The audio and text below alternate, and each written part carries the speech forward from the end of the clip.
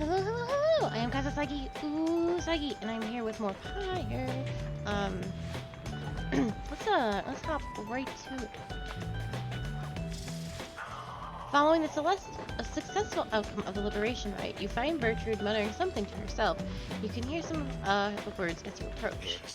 Shouldst thou seek its darkness, then may nightfall come to thee in time. Shouldst thou seek courage, then may bravery soon bloom within thy heart. Shouldst thou seek water, then may the oceans open wide for thee.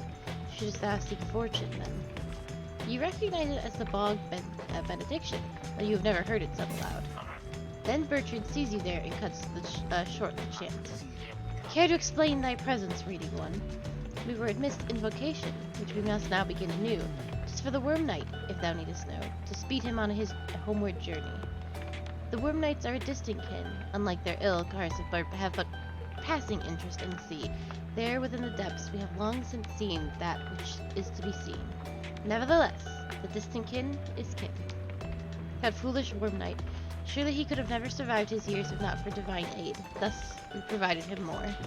Then perhaps the Worm Knight, easily underestimated as he is, perhaps he shall turn out to be of some small benefit as part of Sandalwood's designs. She glares at you intently for a moment. Mistake thee not for these actions of affection, nor for a longing for the loudness of this place, to escalate ever again to volumes such as only his incandescent shouting could achieve. Now leave us, reading one. The invocation must be finished ere the Worm Knight finally arrives upon the shores beyond this land before his homecoming.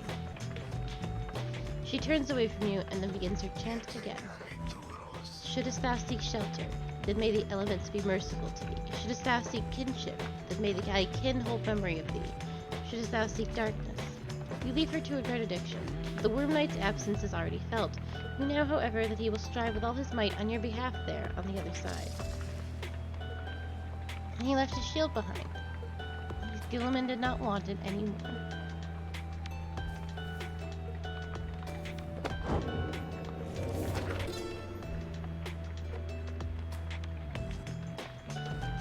How to sustain oneself with food and drink in such a place as this? The less said of it, the better. Do not complain, observe, and above all, keep moving.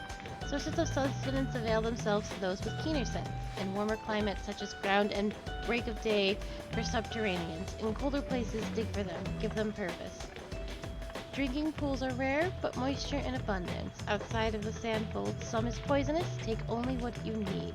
The downside limits any opportunity for excess, but it provides enough amenities to meet the needs of life. One who withstands it cannot help but feel a sense of gratitude.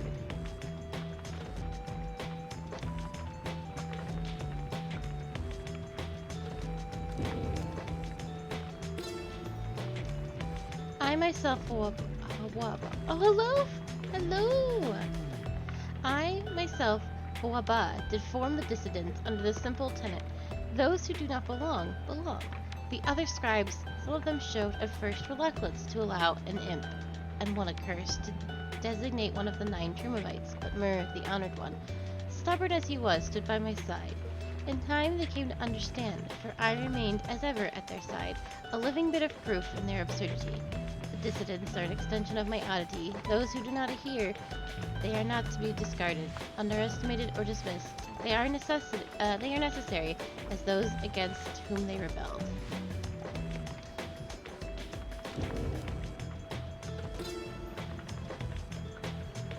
Each one of us within the 8, besides the imp Hawaba, we would have perished in the downside had we not found each other and together formed our union. Here in the downside all are bound, but that which binds us here does have some latitude. We choose the bond of kinship. Our exile took precedence over our differences. The Empire, which had subjugated all our kind into a tense alliance, shall give way to a society in which our differences are paramount. There you may embrace your ancient cultures while as jointly forming a great culture all its own. Next to mercy, it is kinship that shall form the bedrock of our commonwealth.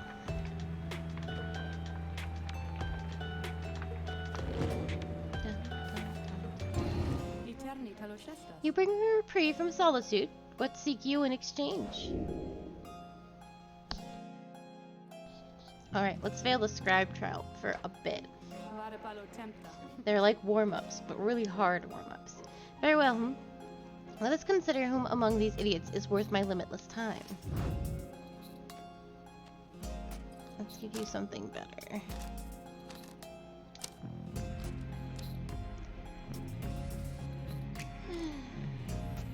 This will help, I think.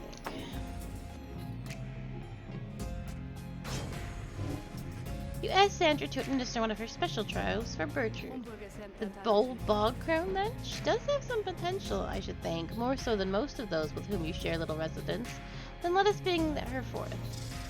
Soon Bertrude appears in heat of the summons. Since thou hast need of us?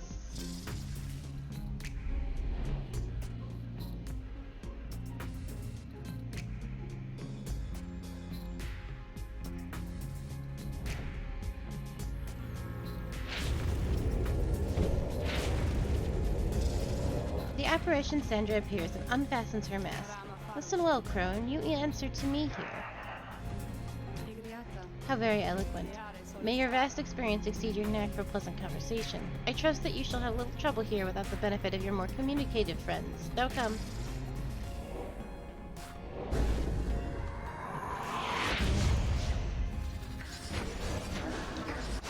I see. Oh my gosh. They gave her all the super fast ones to go against.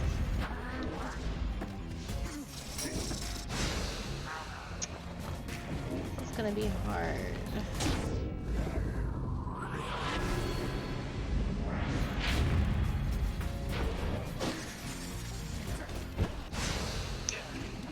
I don't think I can just land on them with my hands.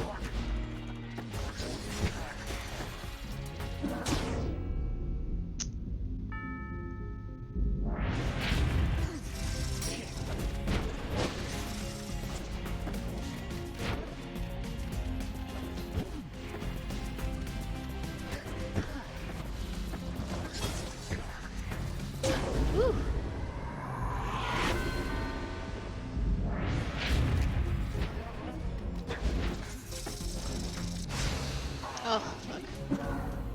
I played that badly.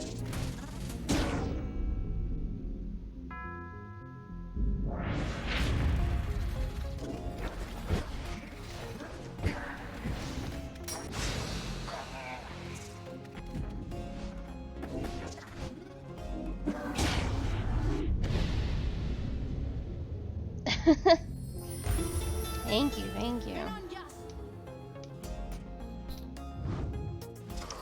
Such flattery. I almost had it.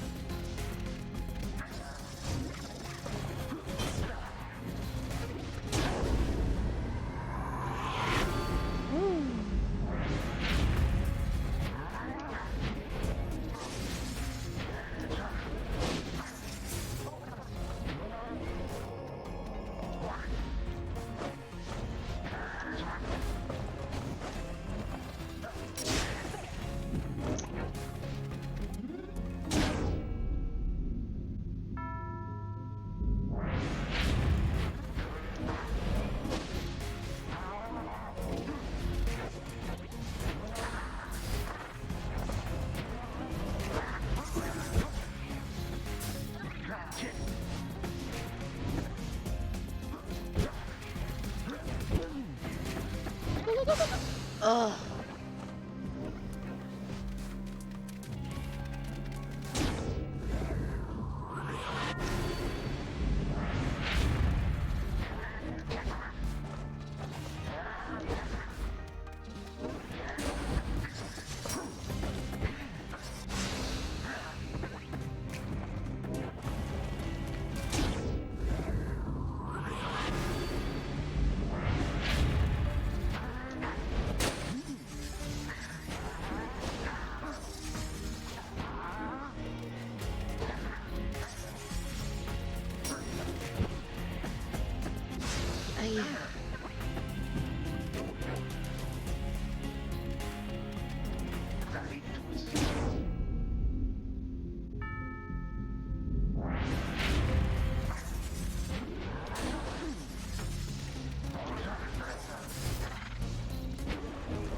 Didn't they just score?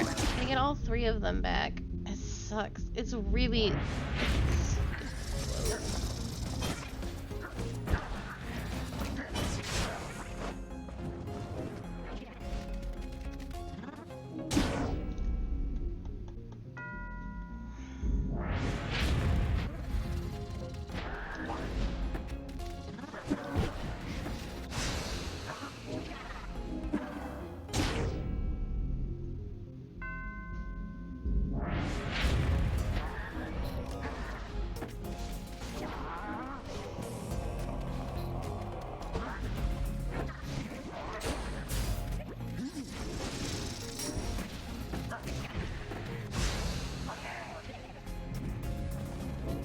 And then I'm not fast enough to get up once I get down. Woo.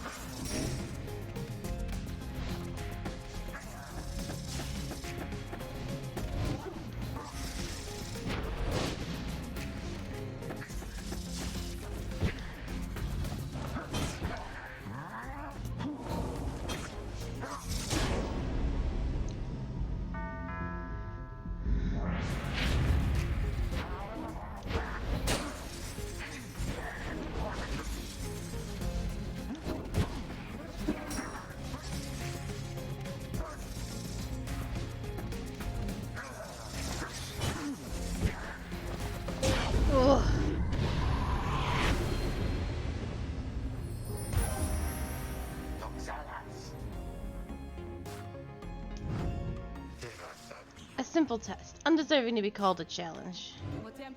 I ought to fail you just for gloating, Crone, but these are not my rules, and your performance was sufficient, thus you have passed my test.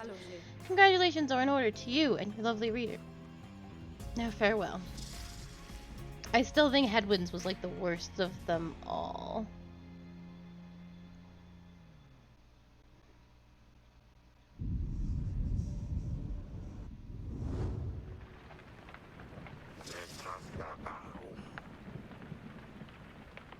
Ugh, good riddance with that mouthy wraith. Show us then what trinkets she bestow upon us.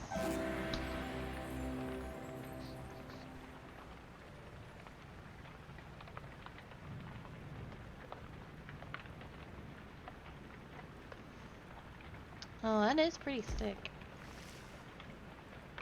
You definitely won't expect me being able to shoot them through solid objects.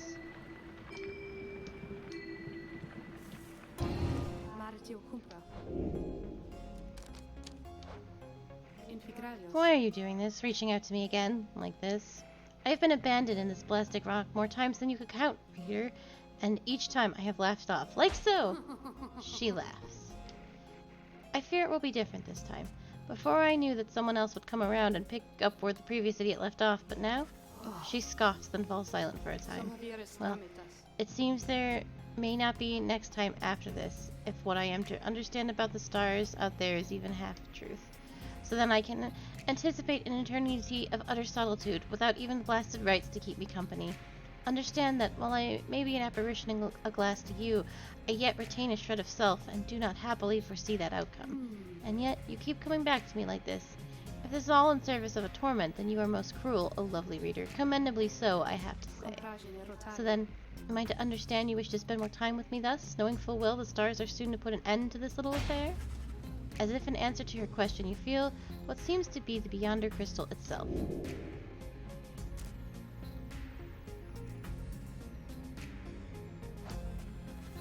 focus your mind and remain where you are with Sandra, in the confines of the Beyonder Crystal, and remain there with her for some time. No words need to be exchanged between the two of you, and in the darkness there, for once, she does not feel alone. Soon enough, however, she bids you to depart. You shall leave those idiots of your listless if you remain here for too long. Be gone already, and let me know if you have need of me.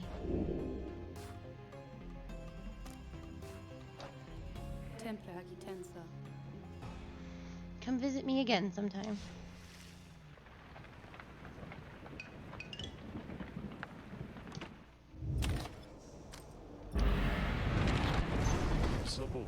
Good morning, everyone. We are at the mercy of the stars, and none can say how soon they'll shine for us again.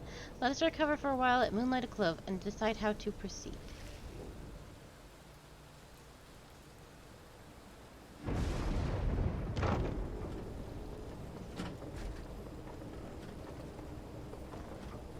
Sometimes that's all a girl needs.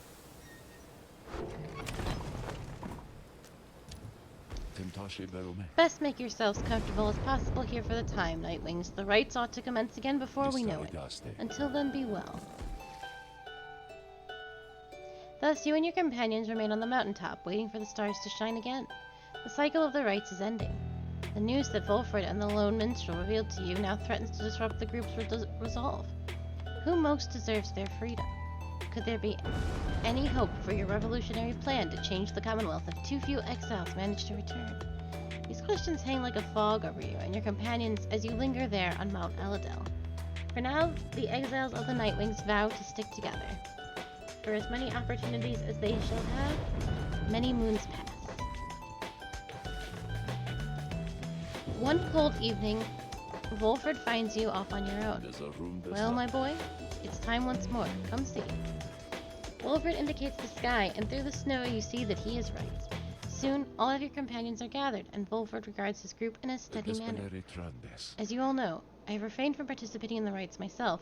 This was a long-held choice of mine, for a variety of reasons. Chief among those reasons is that I might direct our plan free from unwanted attention, both from our adversaries here and those who would oppose us in the Commonwealth. Another reason is my past experience conducting rites. It did not end on good terms. Before my time, the Nightwings comprised 3 exiles: Brydington, Orisa, and Orlac. Little Tizo was one of them as well, still learning in their ways. After Brighton regained his freedom in the Liberation rites, the Nightwings took me in. A story for another time, but for one thing, I had the capacity to read the ancient book. Anyway, when next we earned our way into the Liberation Rite, Orlac was anointed for return. He had long been exiled and his horns were beginning to show. We prevailed. Little Tizo snuffed the accuser's pyre, thus Orlac earned his freedom. However, just as the shimmer pool was about to engulf him, Orisa, she shoved him from the precipice and took her freedom in his stead. She perished, of course. Only the anointed can transcend the shimmer pool, but she thought the warnings were a myth and paid the price. She was always restless. I presumed Orlac perished too. To survive a fall from Mount Eladel, I was left alone. Subsequently, I made no attempts to reassemble the Nightwings, knowing that such treachery should harm was even possible as part of this ordeal.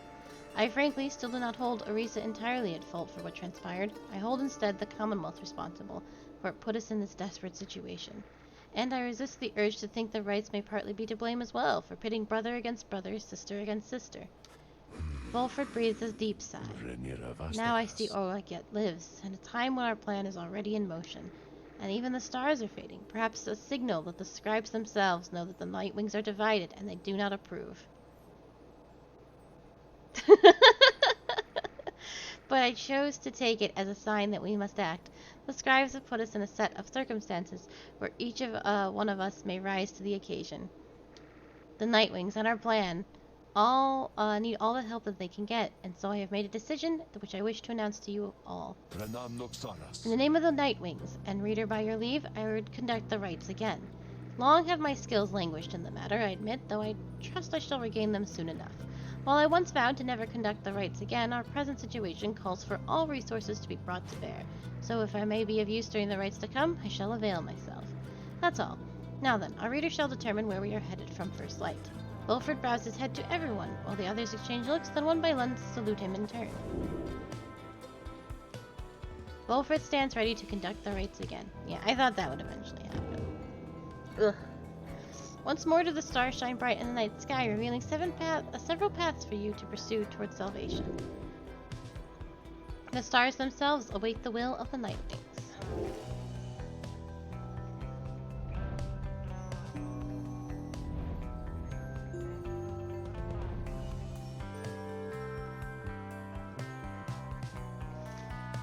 Let's... Oh, the harpies have gotten pretty spicy. These guys are still a problem.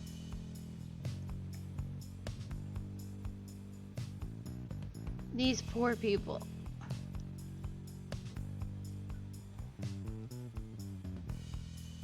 Harpies...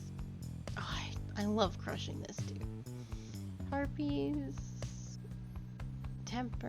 essence tempers and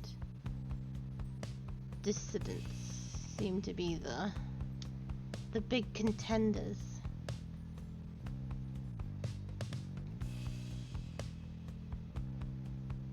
48% probability of success. Ugh.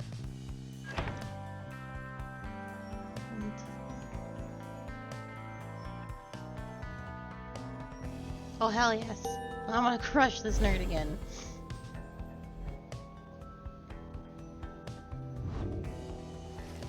The stars revealed to you a path towards the pit of Meleth, where the rite shall soon continue. Come morning, your travels shall continue.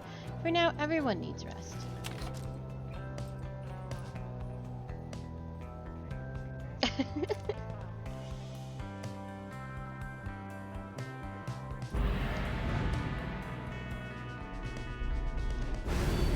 I do so hate to thusly contact you, O reader. Hello.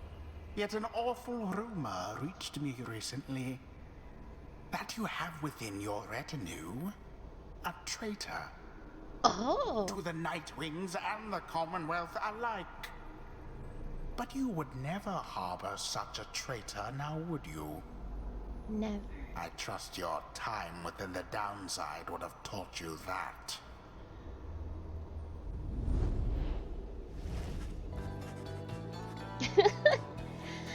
You rise after a fitful night of slumber somehow. The voice, which thus far has reached you only in the rites, has found its way into your sleep as well, and you shake free of it. The time at Moonlighted Cove has made everyone restless, and the group is eager to set forth at your command.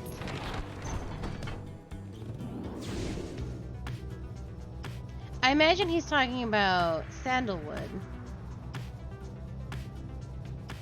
Because I've had all of these people in here for a hot minute.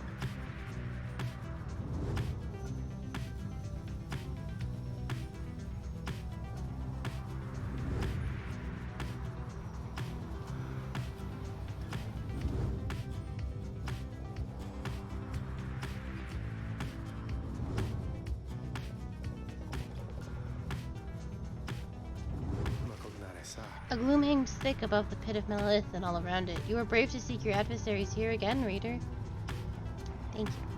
Many of the downside believe it to be nothing other than a foul den. They take tales of Stralborn to be mythology, embellished through retelling over time. You have met others, such as with Umandale, who believes otherwise, although, whichever their beliefs, I know of none who would go near the place unless the stars demanded it. Thus shall your coming right against the accusers take place in complete secrecy, as always the rites have.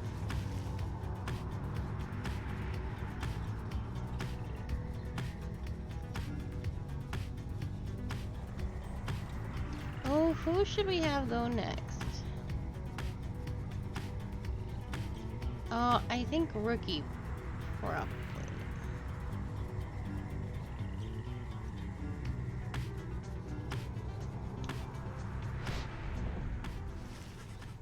You arrive again at the fetid swamps of the Flagging Hands, already anticipating the sinking feeling that comes with this place. This time Bertrude has something to say for it. We shall show ye how to withstand the less pleasant qualities of this locale. She reveals various salves and minor enchantments that help to counteract the spirit-draining effects of the region. Soon everyone is feeling better, if but for the assurances. Henceforth you shall not suffer penalties to hope in this region. Well, hella.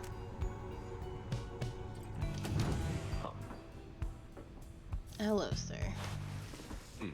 There.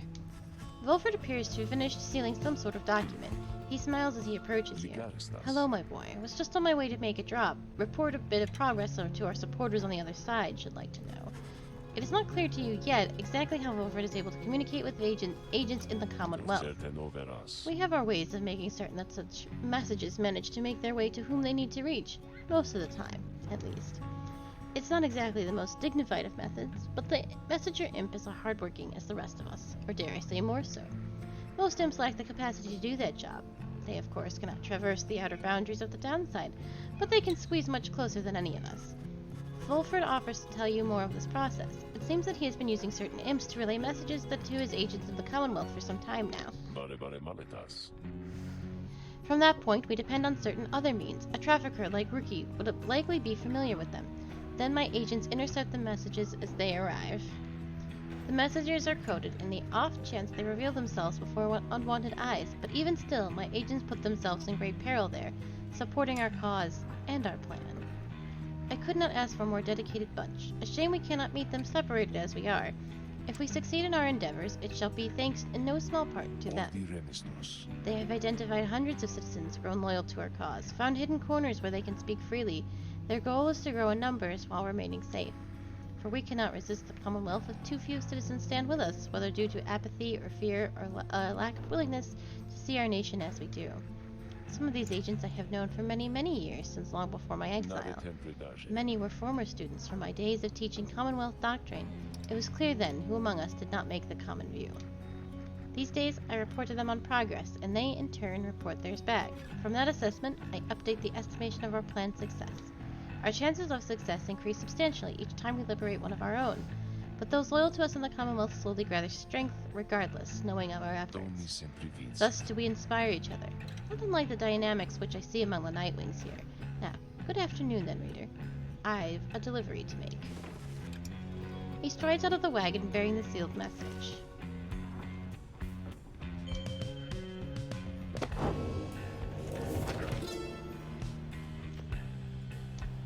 Beyond the valley lies the Flagging Hands, which could be called a swamp if an entire sea could merely be a lake. Soon after our arrival, several of us fell into dark despair, such were the environs. I found it rather fascinating, though, and held aspects reminiscent to the southern bogs we dwelt in as a tad.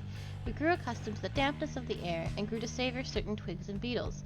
It can be said that the Flagging Hands are an acquired taste, recommendable only for those of our same bent, or perhaps the downside's native imps. The sea surrounded the environs on three sides, appearing insurmountable at first.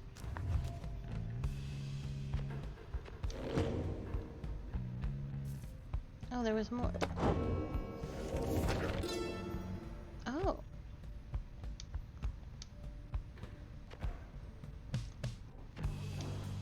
An exile of the downside, as reader of this book and as conductor of the rites, you are engaged now in a cycle which has lasted since the dawn of this age. Here, within this part of the book, is offered a summary of all key figures, locales, terms, and astral phenomena you shall encounter, either firsthand or in passing on your path. To know the history of the downside and the rites is to prepare yourself to walk the path towards enlightenment, and then to liberty itself. Should you be free again, remember, reveal not the rites themselves, nor the existence of this book. Adversary, the opposing band of exiles you stand against during the rite, or, oh, these are just terms. I don't need to read this, but I appreciate it.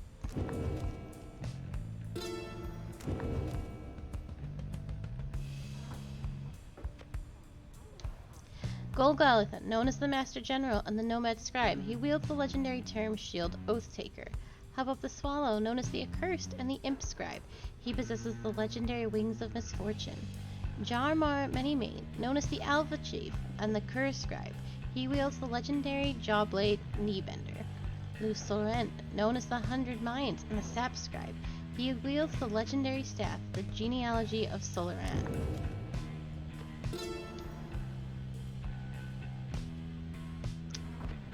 Hold on.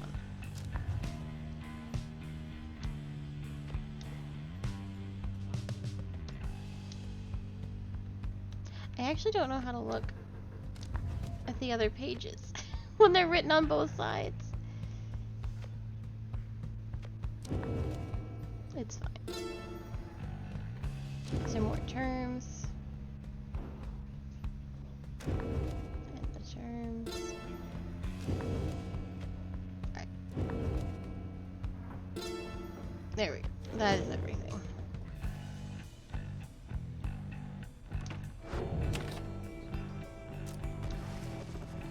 You make time to explore the fetid swamps of Coldmoat with your companions. Wilfred, do you see anything yet? Because I don't. Nothing of note. Perhaps we should extend our search. They turn to you. You may continue searching, or return to the wagon empty-handed and pursue your vocations.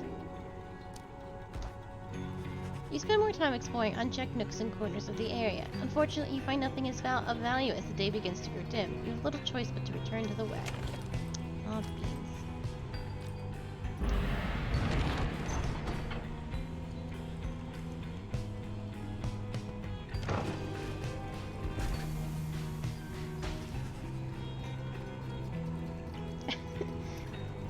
The wagon comes to a sudden stop after a near miss with someone or something that got right in its path.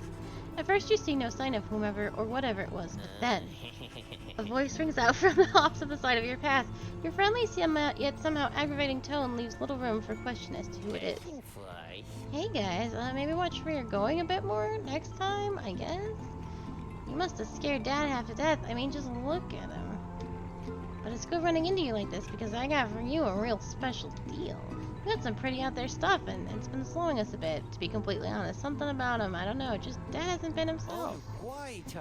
But then, once we open shop, why, these little numbers, they're gonna go flying off the shelves and you can have first dibs. All you gotta do is give us a lift because you're headed to the Pit of Milk, right? Just drop us off when you get there, okay? The black wagon does not provide for you the most spacious accommodations, but it may have room enough for Falcon Run, barely, at least for the short remainder of your trip. On the other hand, you sense a troubling energy from whatever strange artifact he's transporting right now, and wonder whether you should get involved. Get in, Falcon Ron! Though your fellow exiles exchange cautious looks, you invite Falcon Ron to climb aboard. Oh great, thanks, I'll just squeeze right in, He does not. Dad, come on, put your back into it already! Eventually, Falcon Ron manages to get on board as you prepare to set forth again.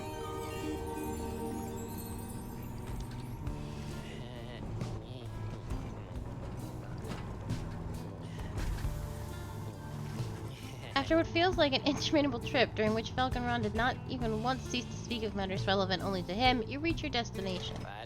Anyways, thanks guys, remember what I said, these things I got here, you got dibs on them if you come visit me and Dad, that is, and I'll be going, so seeing you, okay?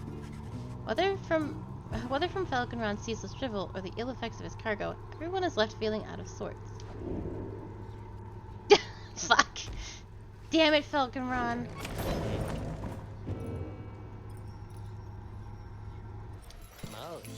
Hey guys, thanks for helping me and Dad back there. We really owe you one, and so as promised, I got something really, really good in stock for you here. He pauses for dramatic effect, and then he reveals to you several artifacts. Cursed tailspins.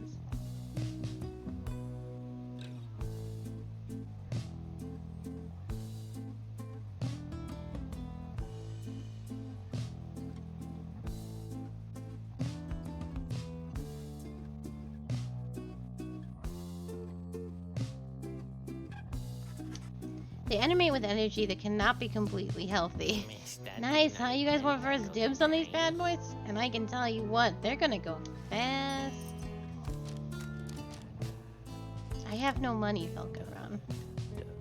Wait. Yes, I do.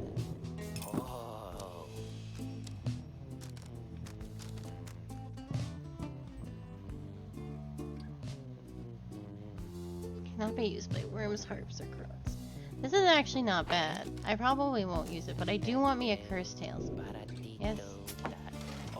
Oh, great, you guys. I knew you were discerning customers. Now enjoy that one, okay? And remember, I still got the others too. You can buy them if you want. Though these ones, they are real popular, and so no refunds on these guys, okay? You understand? But they are real good, so there's no chance you're gonna want to pawn them off.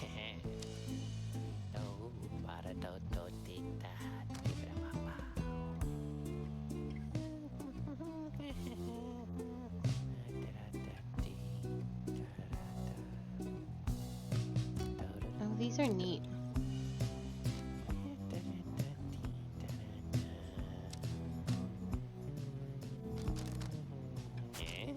I would like dust, please. Yes. Okay.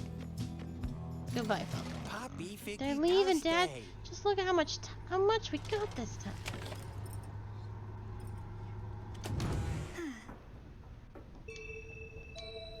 Mushrooms.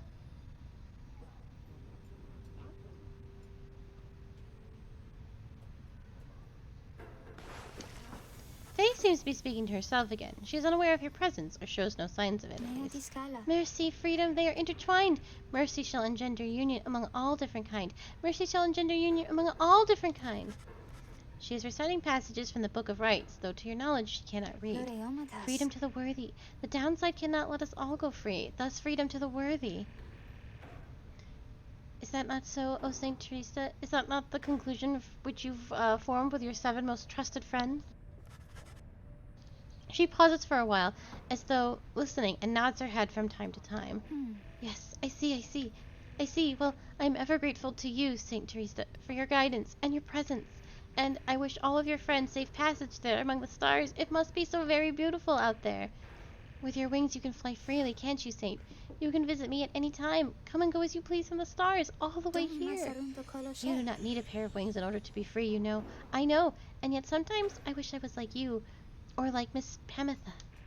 But I know I am the way I am because I am meant to be this way, and I know that you are always watching. So thank you, Saint Teresa says, thank you and your friends. She wanders out into the afternoon, leaving you there to consider her words. In the Commonwealth, her unwavering faith in the 8 scribes would have been seen as delusion. Such prayer or communication was forbidden. The scribes were mythical figures, but even they worshipped the stars, and it was the stars that lighted the way for the founders of the Commonwealth, or so its leaders taught. Ooh.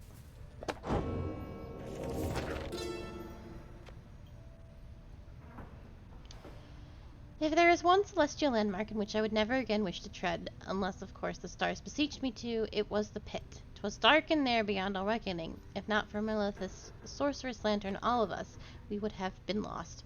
What lies within the pit is not to be invoked, although I have no doubt our godly under-king shall be unable to prevent himself from boasting of how Melith sealed it there for an entire age. Yet the thing yet lies there on the edge of death, though its connection to the stars gives us the pit's significance. Walk there with courage and a steady mind.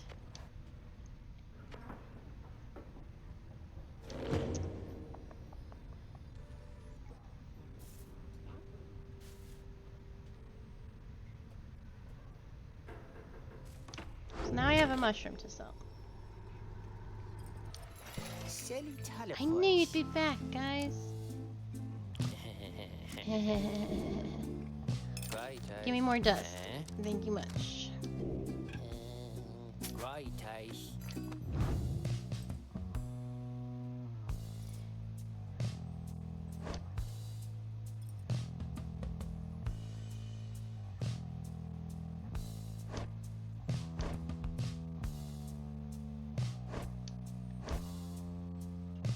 Oh, this man can just level the heck up.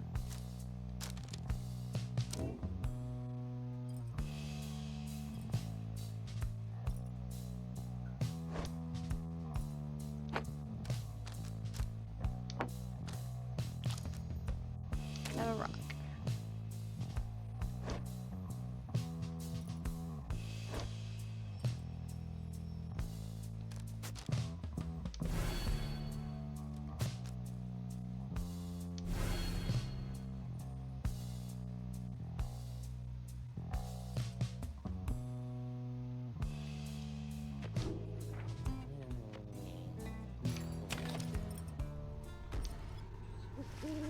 As the sky above the pit of Melith darkens, your companions watch in silence and await the commencing of the rites. Pamitha speaks up after a time. Never ceases to be awkward waiting around like this. Now everything is ready, and the stars begin to shine once more, precisely as foretold.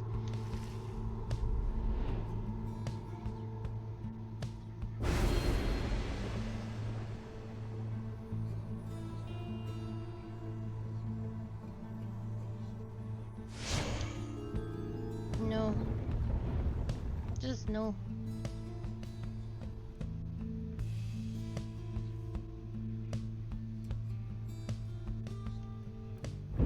Reader, Or should I say, deceiver? Got him. For I detect another exile in your ranks. The exile Wolfred Sandalwood himself, that cursed sap. I ought to have known he was behind all this. He has no love for our sacred tradition. Yet you would heed his poisoned words over mine own? I thought that we were friends. Then fine. Let us return to a more formal distance. The announcer is so petty. The adversaries with whom you were to confront when instead you had your run-in with Orlak have assembled at the opposite side of the clearing, and their pyre burns bright. Lundell emerges from the ranks of the accusers and calls out to the rest of you. You, Nightwings, you thought that demon thug you sent to waylay us would be enough to save us from our true path, you utter scum? Each time I think I have seen your lowest depths of your treachery, you manage to surprise me yet again. The accusers seem all the more determined to prevail against you now after Orlak denied them their chance to stand against you last time. Hey, that man stopped me from facing you. Reader, my boy, let us confer a moment here. I am returned now to the rites, a tradition I had once disavowed. And now that I've donned the ornaments, the voice knows that I am here. It is no matter really, for our plan is well in motion. All that remains for us is to prevail. I shall aid you and the others in this task as best I can. Let us see now whether these old limbs of mine are still of any use. And there he is at last, alive and well. I know that you can hear me, Sandalwood. You're causing quite a stir out in the Commonwealth. You plant your little seeds of discontent. Know that your designs at sowing chaos shall not be tolerated here. Now, good evening to you.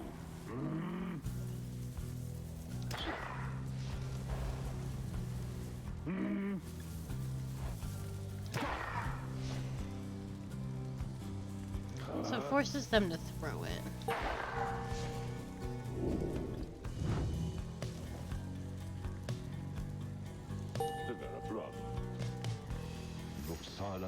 Oh, I do not like the way this man moves. He is much more stretchy than I thought. Now then, Nightwings, I look forward to conducting you with you all, and if when, of course, the reader calls for us to stand as primitive together. Choose now your band of traitors. You stay with me forever, Hedwyn.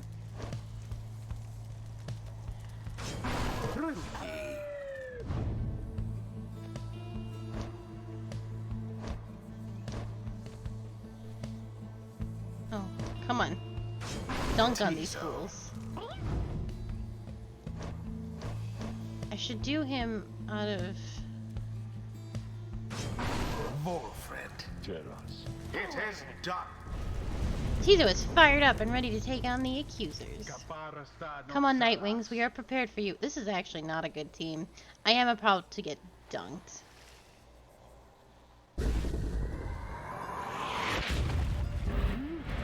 Commence.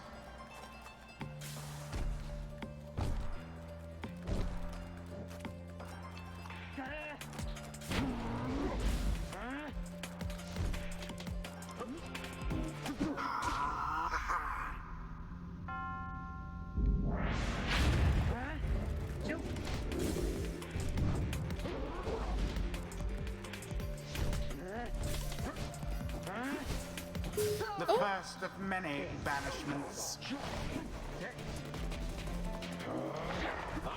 Ooh, Tis what the scribes ordain. that got all wily really fast.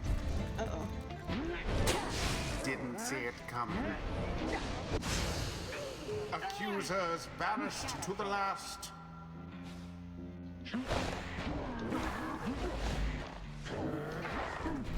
Shit. Banishment.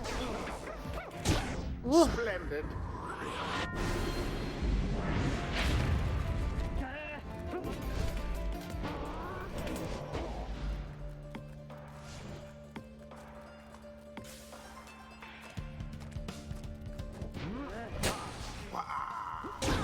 Rookie doused the adversary's flames.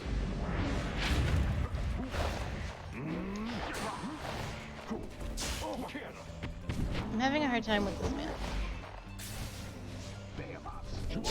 Oh, fuck. So much for Volfred. Excuse me. Deliverance. Gotta go. Yeah, that's not ideal.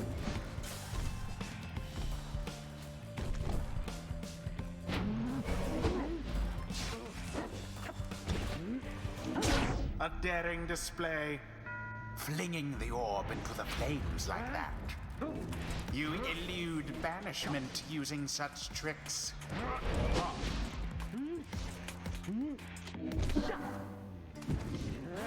Oh, shit. Now take it.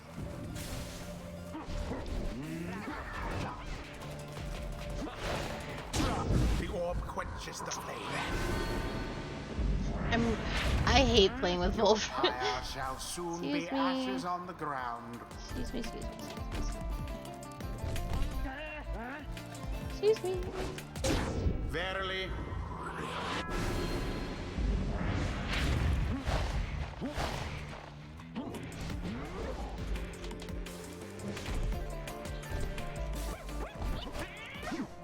Oh.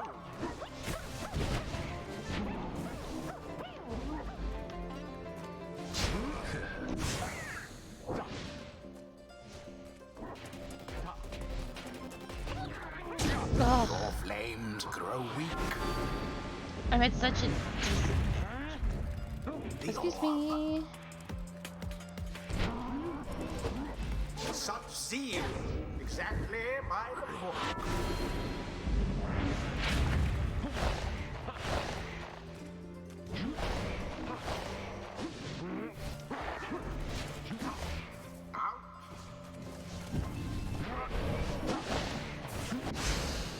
Be gone, you lot. Wait, why did that happen? Oh, fuck. Lendl snuffed out some of your flame.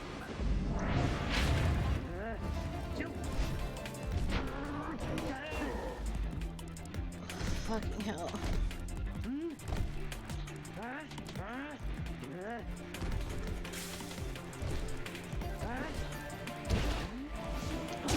Rookie flung the orb into the flame. I can't risk losing Rookie anymore. You shall soon find that we have much and more where that came from. Blah, blah, blah, blah, blah.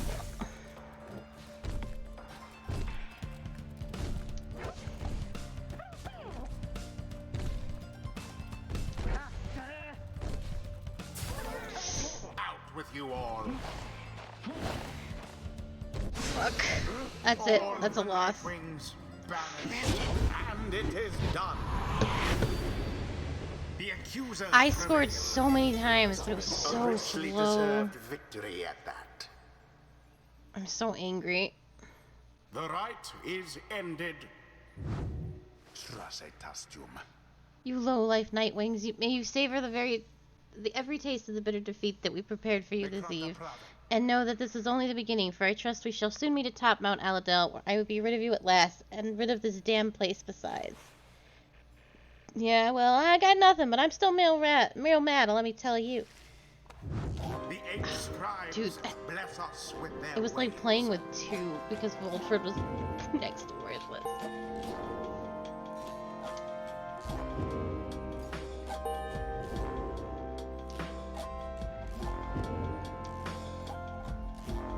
If I had played with anyone else, it would have been different.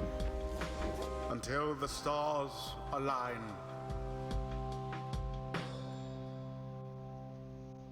Like, if I had Pamitha, not even a problem. Back at the Black Wagon, you are taking some time to recover after suffering a defeat by the accusers on this evening's class when Wolfred appears. An unfortunate result, my boy, though I am confident we can do better. That was you! That was all your fault. We have the means, but there is always the Beyonder Crystal there if you need it. The rites may be ending, but we still have time to achieve our plan if we get the better of our adversaries. Come then, let us see who we shall square against the next the stars align.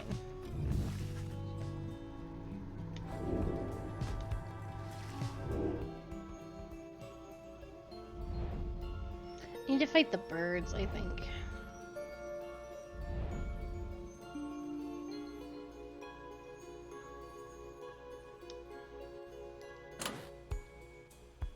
Yeah.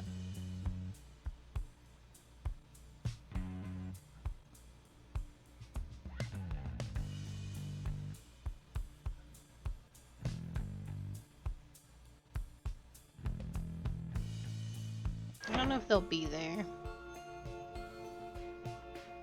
I didn't actually see where the stars were.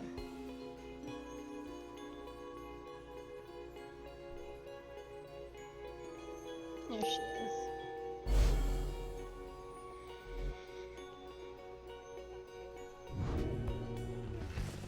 I see, it's time we get met with Temitha and the Essence.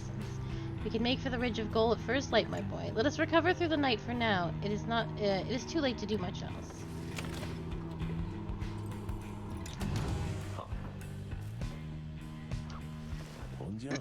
Hello, my boy. Tizo and I were just reminiscing on old times. Tizo is happy to have Wilfred back among the Nightwings once again. Thank you, Tizo. I am happy to be back amongst the Nightwings as well. Though you understand we were forced to be apart for so long, don't you? Tizo indicates he understands full well. I trust that Tarok provided some good company and song during the intervening time. Tizo confirms that he did enjoy traveling alongside the lone minstrel for some time. And there he is, right on cue. Something I can do for you, Wilfred, sir. Wilfred laughs warmly at this. No, Tarek. We are well enough for now, Tizo and I. We were just remembering the time when we first met, the three of us. Tizo was rather apprehensive then, as I recall. He was merely being circumspect, I'm sure. Tizo is the sharpest instincts of us all. But the bite he gave you, sir, it left a permanent impression, did it not? It did indeed. I consider it a mark of friendship. May it stay with me for all my days. It is a good reminder that despite the challenges we faced together in the past, my time among the Nightwings has been extraordinary. Likewise, can I say the same, sir? Tizo shares the sentiment as well. Wilfred turns to you. I should apologize, my boy. Here we are talking of a history you do not share. Believe me when I say we're skipping over many of the bad parts. What I mean is, it isn't my intention to exclude you as we wax nostalgic. The Nightwings that you know, we are a strange assortment, are we not? Those of us who share some kinship from the past, I suppose we cannot help but seek some warmth in it, but it should not be to the exclusion of the friendships that we forge right now. So please, why don't you join us for a bit? Together you, Wilfred, Tizo, and the lone minstrel talk a while about times gone by. The three of them are pleased to be back in one another's company again, having grown close through shared experiences in the past. Just the same, they have welcomed you into the group. In spite of the hardships you have faced, some of these idle moments that you share together may one day form memories you think back on with fondness. Soon the conversation winds down, though it lifted all your spirits for the while.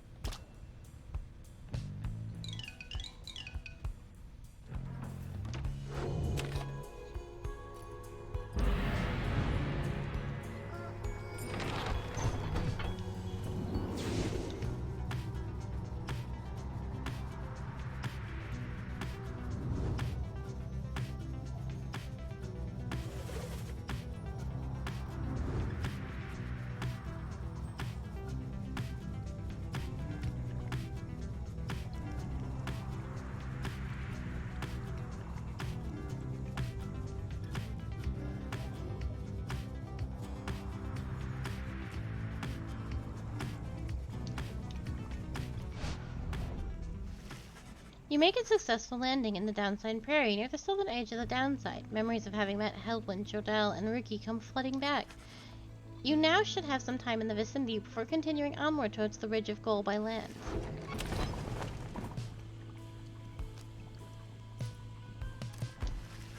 Your senses guide you to a scrying pool somewhere in the lonesome lands of Blooming Pool, and you look upon the waters. Soon, you experience a vision of Tamitha, who stood against Ingrius and the Tempers in her most recent fight. We share a common enemy, you realize, Ingarius, so you have done us all a service through your failure here this night. You might want to shut your mouth there, Tamitha. Good thing for you these rites make me play nice. I almost pity you. Never does your Commonwealth train you to despise my kind. The vision fades. It seems the essence prevailed against the Tempers some time not long ago, gaining the favor of the scribes. You wonder where their paths have taken them since, as you return to the Black Wagon to pursue your vocations.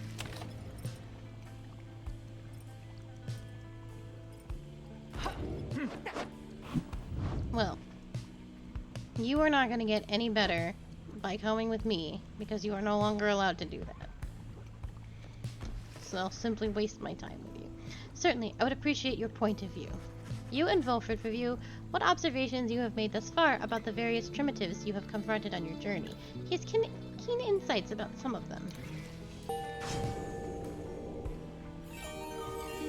It has been a while since my last outing in the rites, begging for your continued patience as I recollect the way. Volfred is banished. A sapling shall automatically spawn near his pyre until he returns.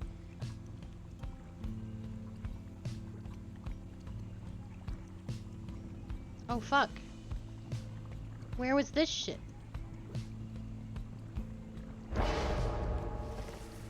Either we stand between each other's paths to freedom, or we help each other on our way. I try to always bear this truth in mind.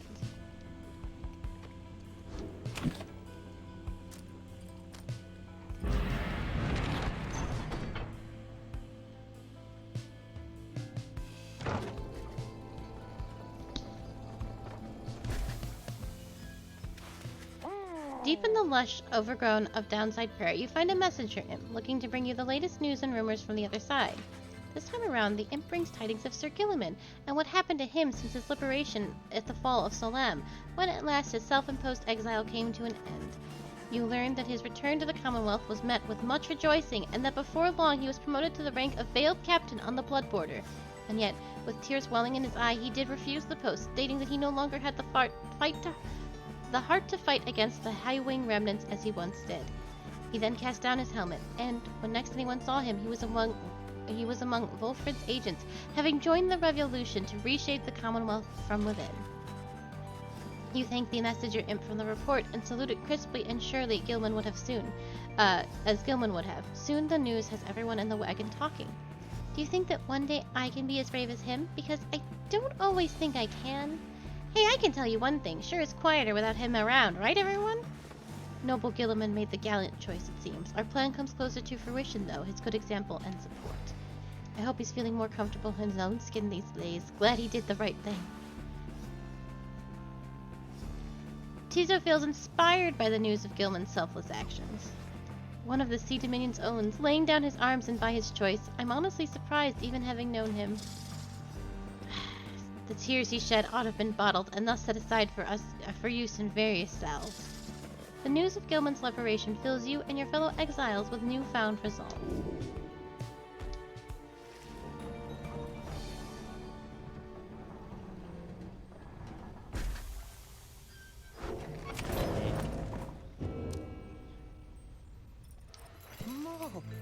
Hey guys, what are you guys doing all the way back here? You know it's not so bad here. I was thinking, and I got some pretty good stuff I think you ought to check out.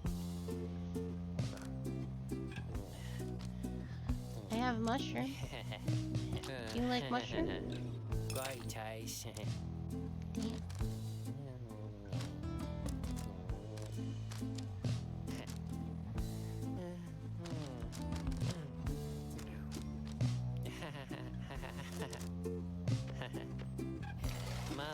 So be seeing you guys. Hematha finds you as everyone is preparing for the coming rites against the Essence. Despite this meaning yet another confrontation with her blood sister, she seems very calm. I know what you're thinking, reader darling, so let me assuage any misgivings you might have. It'll be strictly business between me and Tamitha this time. Believe me, I know there's nothing I can do for her. I am nothing to her, but I can still be of use to all of you. I got Tamitha in here as I was tired of our kind throwing ourselves against Commonwealth lances. Maybe this plan of ours might finally ensure an end to all of that. She flies off to join the others just as night begins to fall and ushers in the stars.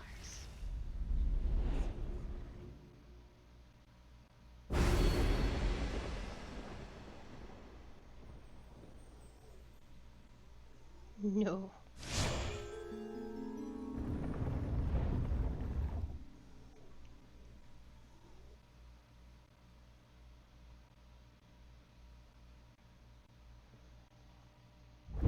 Hear me, you exiles of the Night Wings. You are returned once more unto the Ridge of Gaul. The triumvirate you stand against shall be the Essence. Reduce their pyre to a smolder and step closer to freedom. Now prepare yourselves.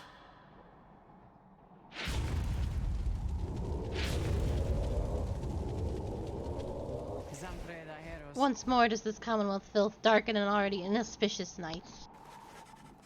Tamitha remains steady alongside your fellow exiles and shows no response to being in the presence of her blood sister once again. Tamitha looks right at her the entire time she speaks, but never once acknowledges her directly. But there is no need for any talk between our kind. We are forever at cross purposes. No further proof is needed in these circumstances under which we meet. Tamitha does not acknowledge her. You sense only that she is focused on the rite, set to commence at any moment now. Go on, then. Ruki. Panda.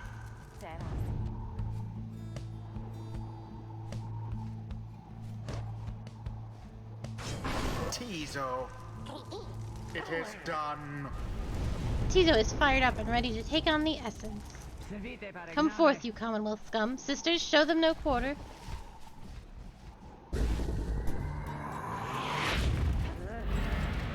Begin. Beware the adversary's aura or leave that. Glory to the Night Wings first of all.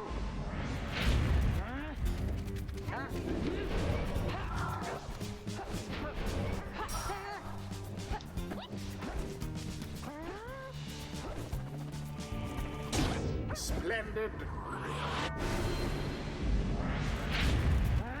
Your pyre burns brighter for the while. A shameful outcome. Your pyre sputters. That was bad. Yeah. The Night Wings seem to be falling behind.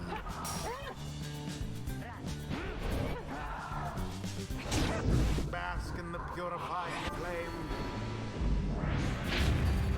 The Night Wings shall prevail at this rate.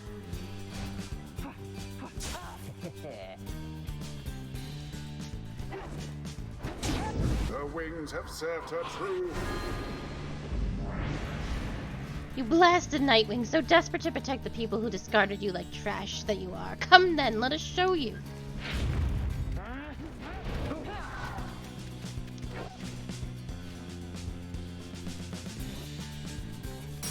Alas for Ruki.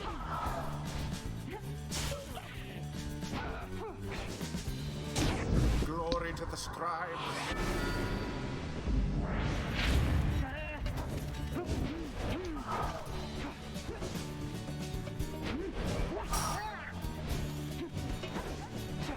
Tamitha caught out. Remember everything which you hold dear.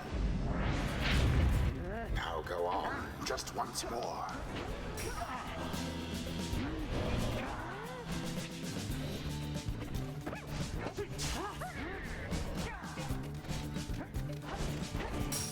Almost.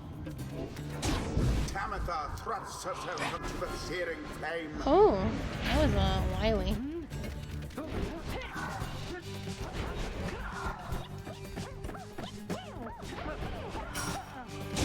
And it is done. The Night Wings prevail. 'Twas the will of the 8 scribes which kept their flame alive. Yeah, there's lots of familiar Alright. voices in this. Is complete. We have been vanquished for the while, but our sister on the other side shall crush the Commonwealth with or without our aid. Always is there greater knowledge to be gained.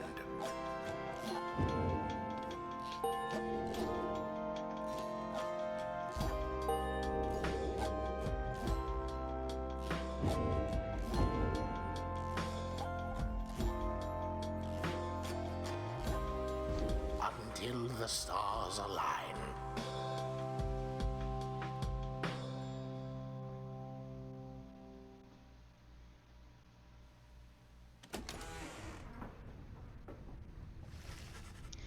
you thwarted the essence rather soundly, there is little time for you to rest as yet. The night beckons, and the next rite reveals itself to be a vital one. It is already time, reader. Come see for yourself. The coldness of the season now presents us another chance. He heads out straight away, and you follow him in turn.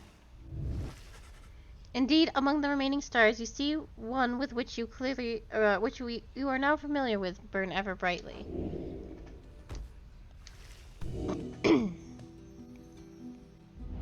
Oh, it's right time already? Okay, who am I facing? Oh, if it's them, I will murder them. I will simply destroy them all. Not even a problem.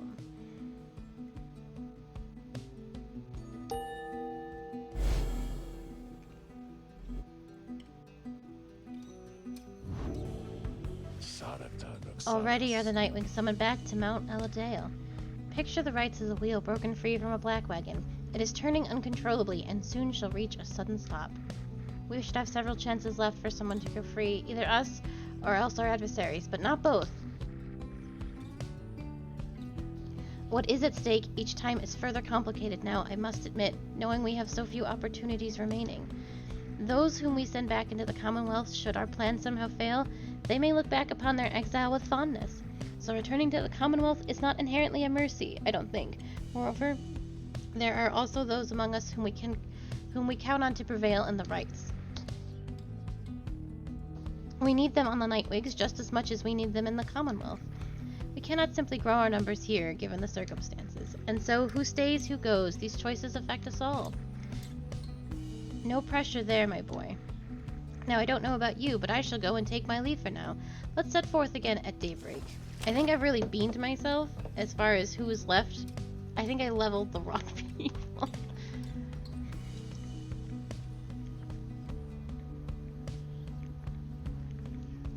I thought I'd have more time. Usually there's 3. Oh, Tizo, don't be sad. Oh, look at all this stuff that I could... Hedwyn's pots are in my freaking way. You find Tizo there in the Black Book and looking rather more despondent than usual. When you attempt to reach out over to him, he barely acknowledges you. Tizo indicates that he wishes to be left alone right now. You almost run into Faye as you turn to leave. Oh, I'm sorry, mister. I was just wanting to come and check on little Tizo there. I think maybe he's taken ill or something? On further inspection, it seems to you that Faye perhaps is not off the mark, and that Tizo is unwell for some reason. Come on, Tizo, you're going to be alright. You might be the smallest one of us, but I think you're the toughest. Though Miss Jodio, she was the toughest one of all, wasn't she? I so miss her sometimes. Tizo appreciates her kind words, but still wishes to be left alone at this time. Oh, don't be silly, Tizo. You know I won't be doing that, don't you? Faye turns to you for a moment, lowering her voice.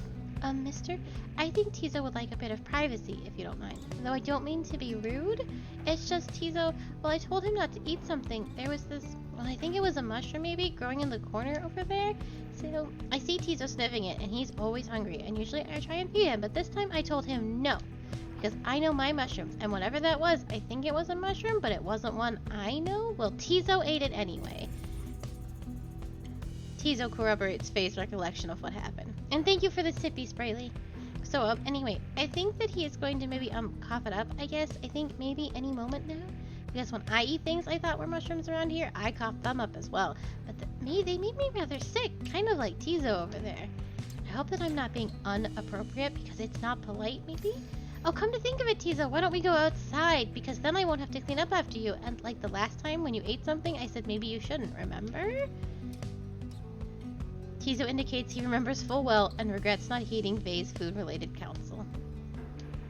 Oh, don't worry, silly. If you've taken ill, then I think you're going to be fine once you have a little walk outside with me, because you're very tough. Tizo is beginning to look better already. You're my best friend, Tizo. I won't let anything bad happen to you, or at least I'll try, okay? I don't think anyone could stop you from eating things, though. Then she snatches Tizo up in her arms and whisks him out of the wagon with her. You hear her call back to you over her shoulder. Bye, mister. I'll make sure that Tizo is alright, I promise. Okay. Although the prospect of Faye's administering medical assistance normally would give you pause, Tizo seemed to accompany her willingly enough. The two have shared a rather close bond since Faye first made contact with the group. For someone like her, who has lived alone for so long, her friendship must be vital. And, as for Tizo, he must be impressed with the non-native of the downside seems to know her way around food safely, even better than he.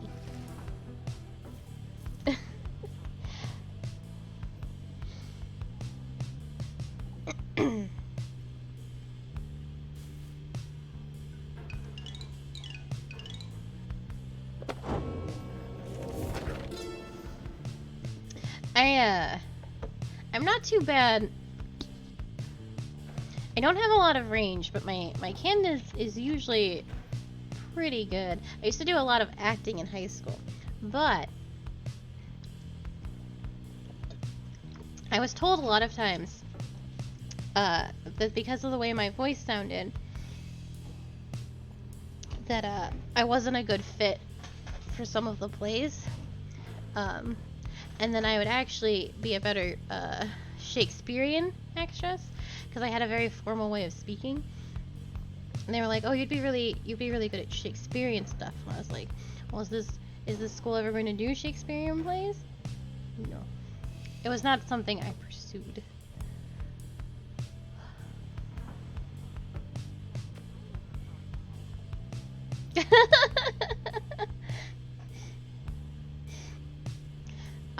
One of the plays I did, I was in, I spoke kind of like Faye.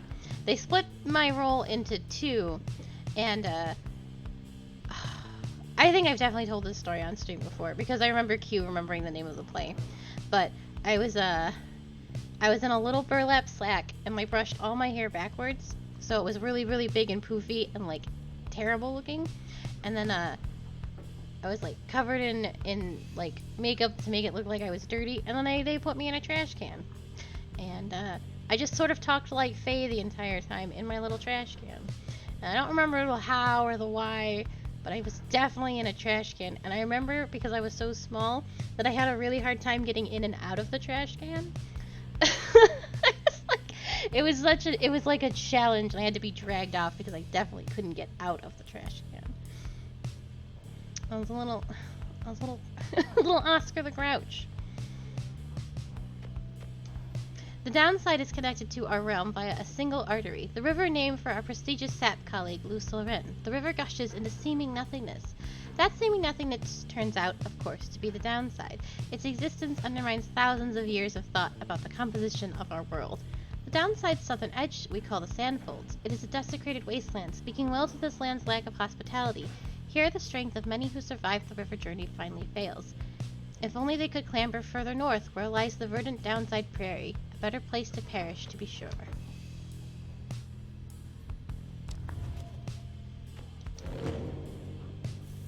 Ah! Sprightly. I definitely...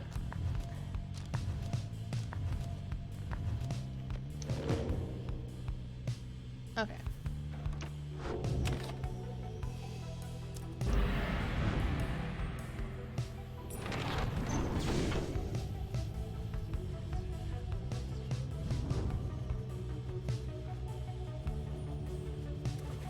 I don't think I've said this, but I like the map transition very much.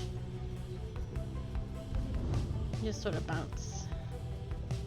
It's very good how they've done this.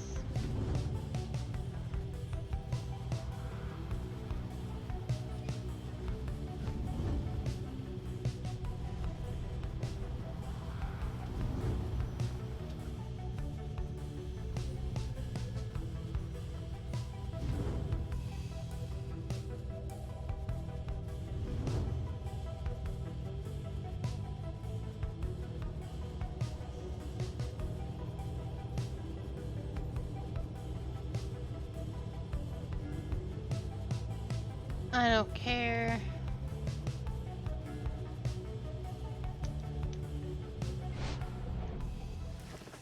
You make landing upon Mount Isledell, where Volfred pulls you aside while the others complete the post-flight inspection. He puffs his pipe before speaking up. Reader, as you know, I know where the remnants once again. This means that I myself may soon be worthy to regain my freedom in the eyes of the 8 scribes. You? Absolutely not. Know, however, that it is not my wish to go just yet. It is true, it could be of some benefit to our plan back in the Commonwealth, but I feel my place is here for the time being.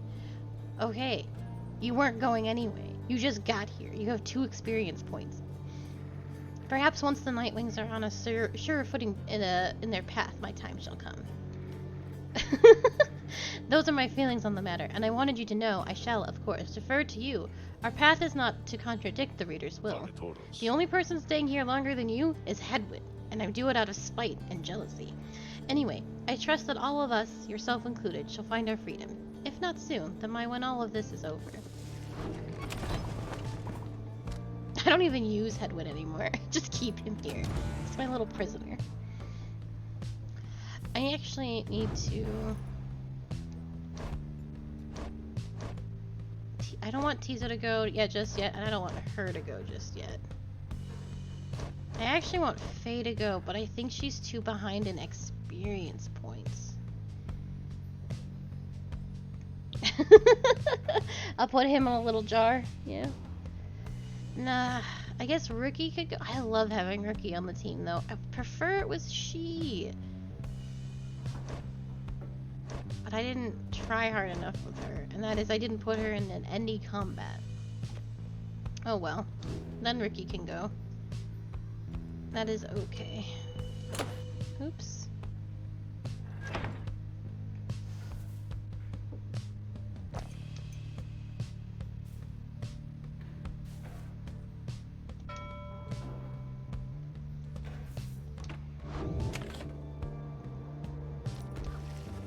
Having completed the post-flight inspection, you and Rookie visit the monument of Trista Thissis here at the Emperor's Ascent. Okay, look, you know old Rookie Greentail doesn't like to beg, but now I'm here and we ain't got a lot of chances left of getting out of here.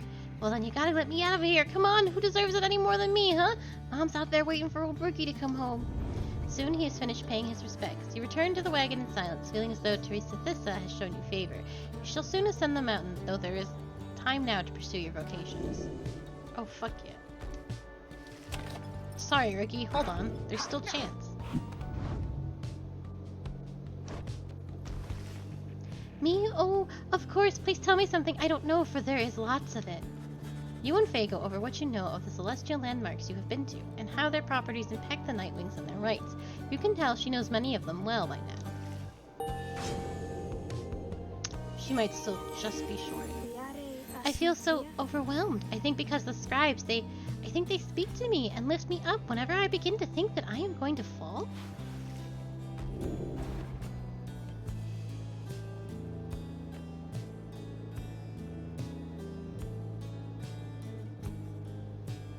What the hell? That's amazing.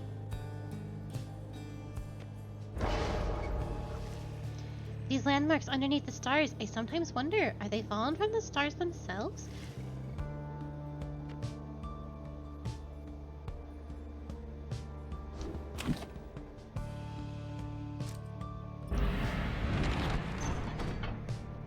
I like that the game did just tell me that Faye is Tizo's best friend, and to separate them would be terrible. I'm like, let's send Faye.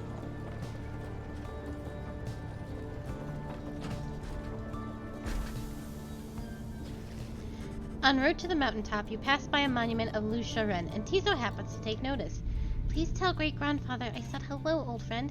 I hope you are all right among the stars. You must know why the stars are fading out, because none of us do, and some of us, I think, are beginning to feel afraid. Please grant us courage to press on.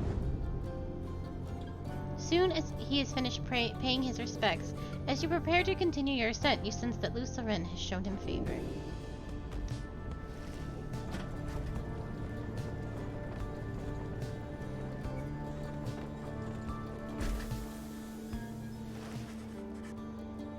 You and your fellow exiles gather at the foot of the Scribe's Gate before the archway carved of stone where stands the Gate Guardian. Greetings to you, Celeste. I see the exiles of the Nightwings have returned, even as the cycle of rites begins to drawing to a close. The Nightwings accept this as the will of the scribes. The Gate Guardian laughs at this, softly for some reason. And you, Turek? Will you accept their will as well? The lone minstrel does not answer her. It is no matter. Now, Nightwings, each of you come forth and state what it is you seek whilst crossing Scribe's Gate. One by one, the Nightwings declare themselves, and you all pass through as before. When Volfred takes his turn, Celeste stops him. You. I see you wear the remnants once again. Explain. The cycle of the rites is ending. While I do not know exactly why, I have my fears. One of my contemporaries, who fell from the summit long ago, he lives and seeks his liberty again. He stands against us now and believes his primitive to be the true Nightwings. I remember well the contemporary whom you mean. Then the Nightwings stand divided. Yes. And so I wear the remnants once again, in case that it may help to right this wrong. For I am Volfred Sandalwood, and I seek liberty for each of us, so that one day we all might stand shoulder to shoulder on the other side, and bring our freedom to the people there. She considers Volfred's words for a moment. I see. Then move along. The Guardian of Scribe's Gate regards you all, and then she beckons you onward. The 8 scribes bid the Nightwings welcome. Go forth with glory. Celeste. What is it, Tarek? The will of the scribes. Long have we both followed it, and I think you would agree. In equal measure has it drawn to close us, separated us. But if their aim now is to keep us apart for another age or longer, then... No, I do not accept their will. You blasphemy, Tarek, and at the gate no less. But the lone minstrel simply puts his hat back on. Then may the scribes themselves admonish me. Until tomorrow night, Celeste.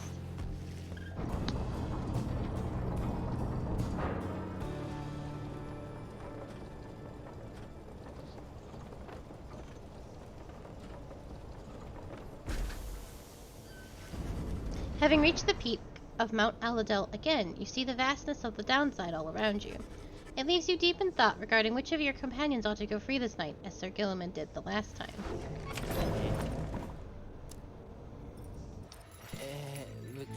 Hey, you guys like, I don't know what's going on up there and all them stars acting real weird and stuff, but let me tell you something here. You ain't gonna find a better deal on all this stuff from anybody, and I mean anybody in the downside. You can trust me when I tell you that, okay? So go ahead and stock up.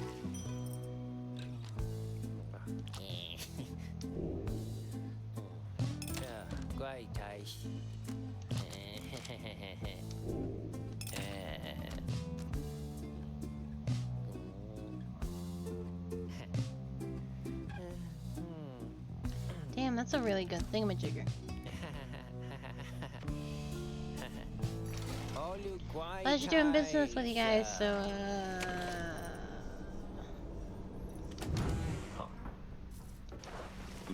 Volfred looks up as you approach and smiles. I never thought I would say such things, my boy, but it is good to wear the remnants and the rites once more.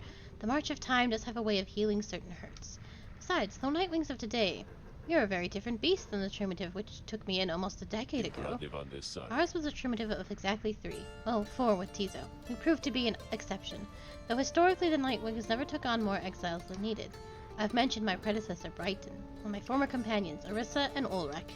Perhaps naively, I'd hoped my time with them would not be relevant directly to what we now attempt. But seeing as our stories are now intertwined, do let me know if there's more you wish to learn of them. You inquire about Brighton, who you understand was liberated prior to when Volfred first joined the Nightwings. I never met Brighton in person, but I know him rather well by now, though for that matter, my boy, so do you. He studies your reaction for a moment then. Brighton was born wealthy, but not special otherwise. You would have no reason to have heard of him. He was exiled for negligent misconduct. I do not know exactly why, and do not care spreading rumors. I first heard of him through Orissa and Orleg, who found me in suitable replacement following his liberation. They spoke little of him. Orleg gave the impression they did not see eye to eye, but he assured me I would soon hear from him myself. Indeed, as I became accustomed to the book, which you know well by now, I soon began to hear the voice. Volfred looks at you, as if to see if you yet take his meaning. You see, my boy, after Brighton's liberation, he assumed a new identity within the Commonwealth, and a new responsibility to the primitive which liberated him. That voice you hear from time to time, whenever the stars align? It's his. He is no longer Brighton. He is now none other than the Archjustice Anderobes the Ninth himself. Liberated exiles return certain burdens to their own primitives. They have much to thank them for, not just their freedom, but their exalted status in the Commonwealth. The theocratic rulers of the Commonwealth, they do not wear masks and remnants simply for the sake of ceremony. They are not who they appear to be.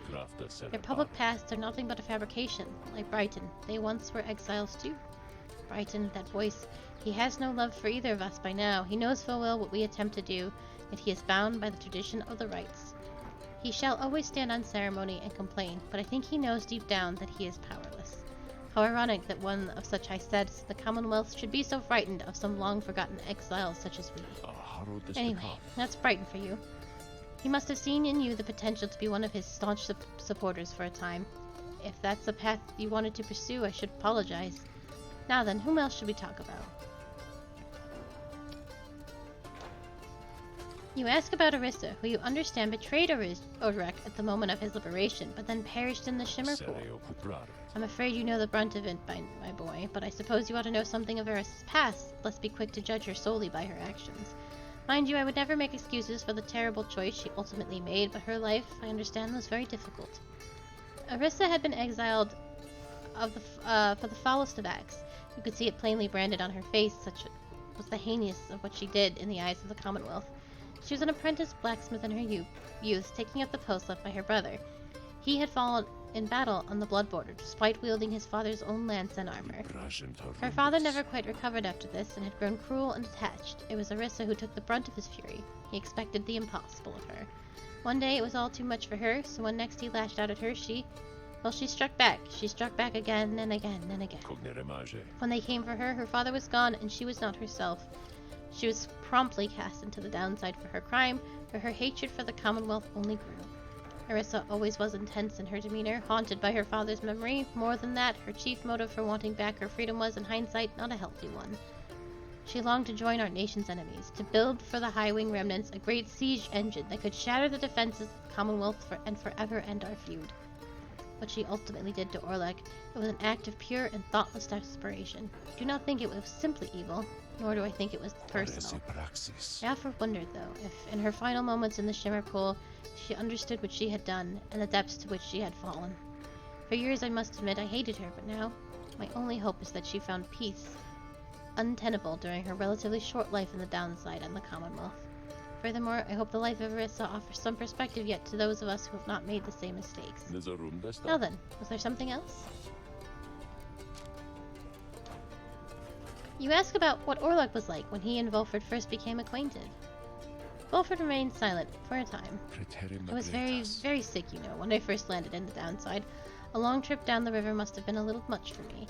It was Orlok who found me. He could not have known of my capacity to read before he revived me. He was a physician, intolerant of the sight of suffering of any kind. Not just any physician, mind you, a gifted, highly decorated one. He served on the front. Back then, skirmishes erupted frequently, and those such as Orlok, they had to deal with many casualties on either side. In time, he said he grew repulsed by what he saw. This sowed in his heart a yearning for an end to all the bloodshed, so he tried to use his fetish to negotiate a treaty with the High-Wing remnants. It must have gone about how you would expect. He was given direct orders to return to the front, but when he refused to soil his hands again, they cast him to the downside. Here he gained the notice of the Nightwings, and before long, he grew to be one of the finest rite conductors anyone had ever seen. He was instrumental in the liberation of his companions, whose roles in the Primitive were later filled by Orisa and me. In time, Orlok's own opportunity for freedom had come up. He longed for it, so that with his exalted status he might stand a better chance of negotiating peace. However, on the evening of his liberation, well, you know the story from that point. Volfred breathed a heavy sigh. He and I were kindred spirits for a while. I could not bear to think that he was gone, and now I still cannot entirely believe that he is back. Here's our adversary now, transformed, grown cold. Still, part of me is happy that he lives. Make no mistake, of course, I shall not be swayed against our plan, not by Orlok or anyone. As I have said before, we share a higher calling now. As for Orlok, he wants his freedom still, although I wonder if he still remembers why. Anyway, was there something else, my boy? You bid Volfred a good afternoon and leave him with his memories. My pleasure, reader. Reflecting on the past from time to time helps demonstrate how far we've come, yet how much farther we have yet to go.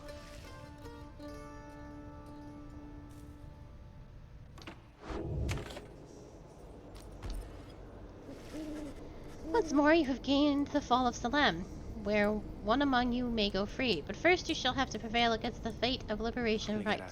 Reader, your companions are gathered here under the fall. They shall be counting on you. Indeed, as the cycle of rites turns ever faster, so too is our plan set in motion. Thank you for the sippy. I will be taking that.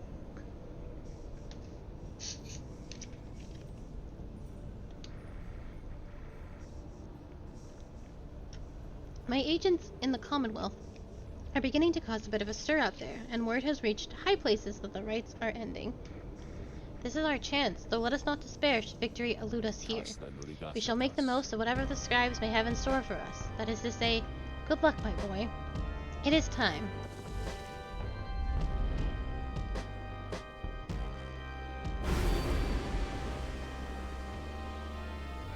No.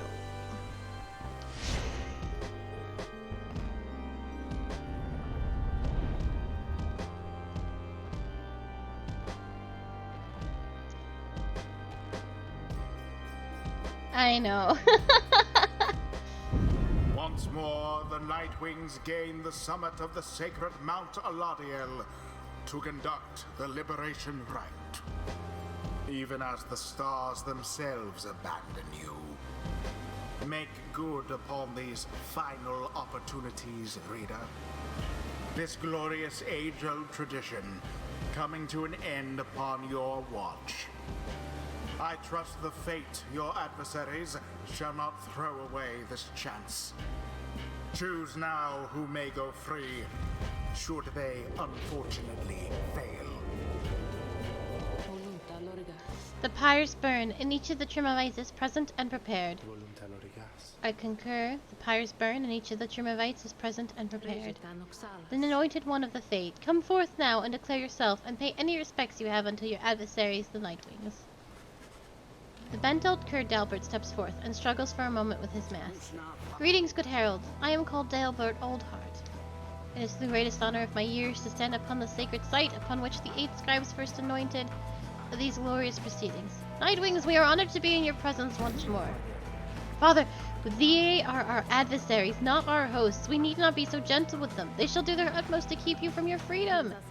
Dalbert, your son speaks out of turn. Control him. My sincerest apologies for his unnecessary outburst. Elmer, please. We have worked towards this opportunity, and we must make the most of it. He puts his mask back on. My son and I stand ready to begin. Nightwings, your decision on whose behalf you shall conduct the liberation rite. Reader, I would ask you to choose wisely, but I'm sure you know no other way. And you, prepare your song, Tarek. Of course, Celeste. Whom do you intend to liberate? Ruki. Well, better luck to me this time around, I guess. Who shall stand with him? Tamitha. Glad we're giving him another shot.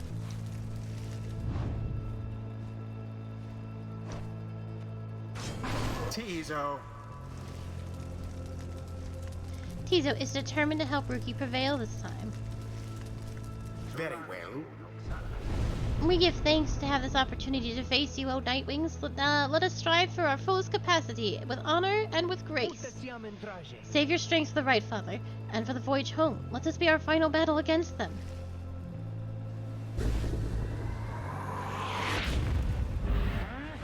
Commence.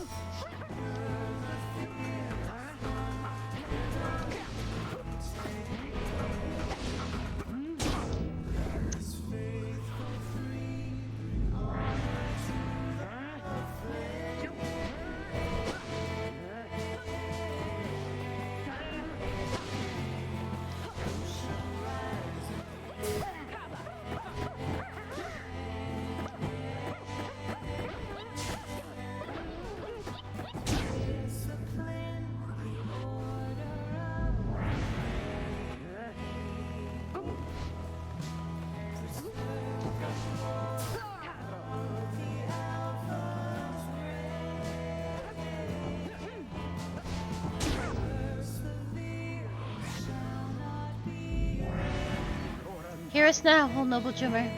For we beseech you, surely we cannot prevail without your aid. If ever you have heard my prayers, I beg you please smile upon us now. Whether from his prayers to the scribes, or simply from downwards resolve, something comes over your fellow exiles here. If they are banished thou, they shall not return soon.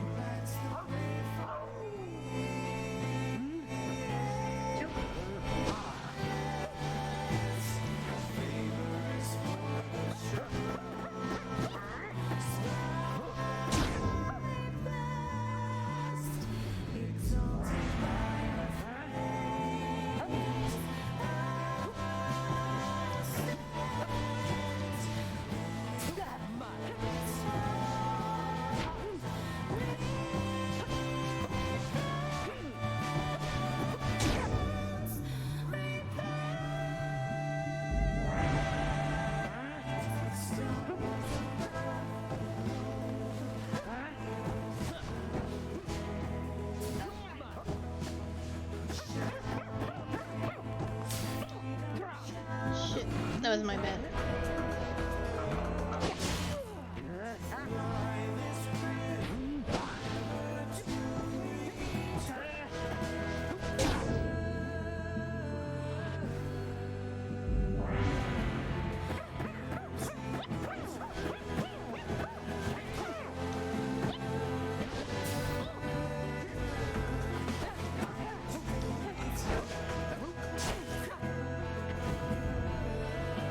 Shit.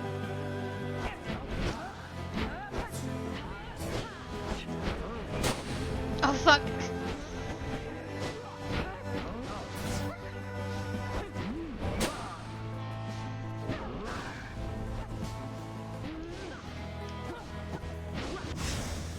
Wherever did the Nightwings go? That was a fucking disaster. Unacceptable. Those little moon sigils fucked me up more than they helped. But it's okay. We win right here.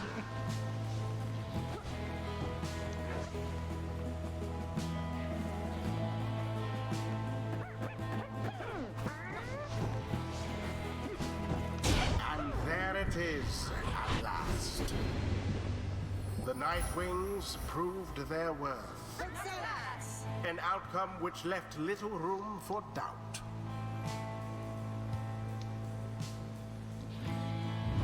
Thus ends the liberation rite. And thus the scribes have chosen the exile appointed by the Nightwings shall be free. Absolved of all misdeeds, return to glory in the Commonwealth. His adversary and all others shall remain to carry out their rightful sentences.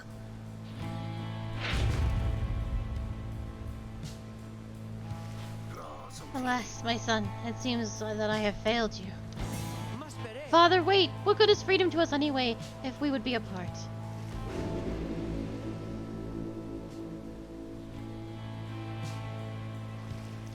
So, what now?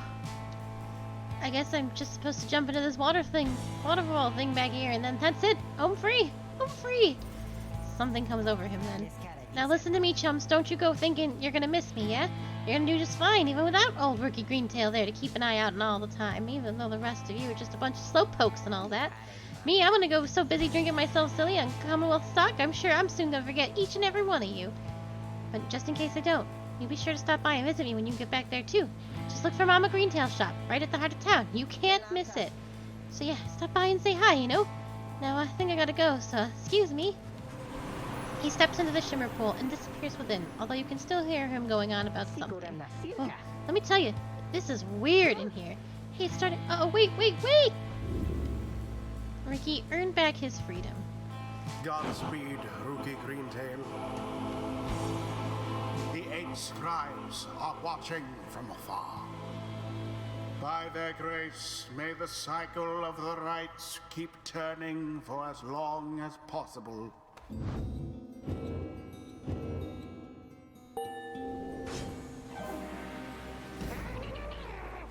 Look at him go!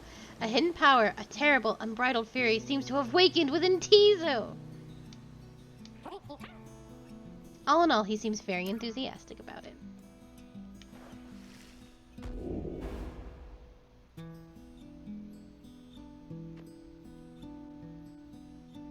Tizo is banished and Moon improved Moon sigil.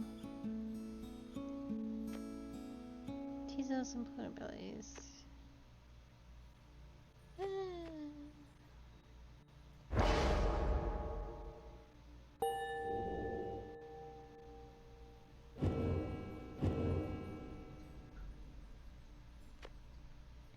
The 8 scribes gave their freedom so that we may yet have ours. Father, wait! Calm yourself, my son. The liberation rite is ended. But, no, how can you be so calm, even now, after what happened? Did you strive this night with all your heart, Almer? Yes, but it was not enough. It was not enough. No, my son, it wasn't enough. There was more than enough. Father.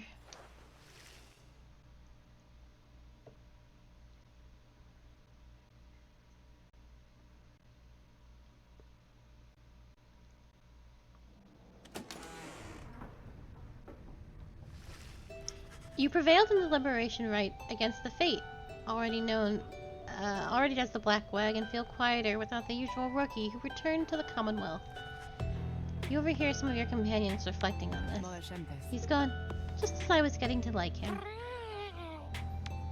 Tizo was trying to console Pamitha with an imp-soothing song. You wonder who, if anyone, among you shall be the next to go. We have but a few such liberation rites remaining. Exactly how many I do not wish to speculate about as yet, until such time as we can better say for certain. Under no circumstances would I suggest this is ideal. However, it is an opportunity enough that our plan may, as yet, succeed. Although, all of these setbacks, I fear. Volfred trails off and falls silent. Some of the others exchange looks. They are beginning to understand. With the rite soon ending, everything which Volfred has sought, both of his own for many years, and now with all of you, all of it may be in vain. The hush spreads to the others. But not to you. You then proceed to do something that none of them expect. You raise your voice. Each of your fellow exiles turns to you, their expressions asking you a question with no easy answer. What are we going to do? As you meet phase gates, the words for the occasion begin to crystallize in your mind. You are searching for the right words as all your fellow exiles are looking to you now.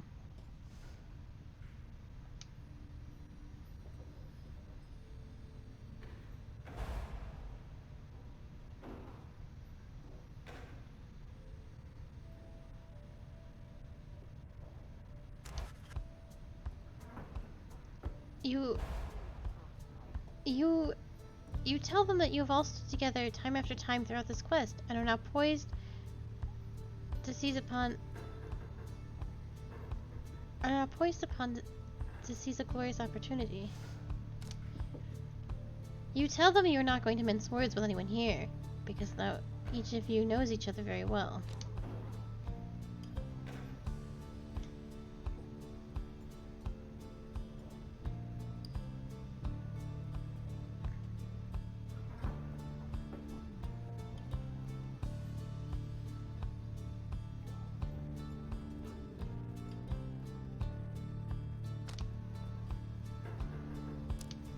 Oh, I see.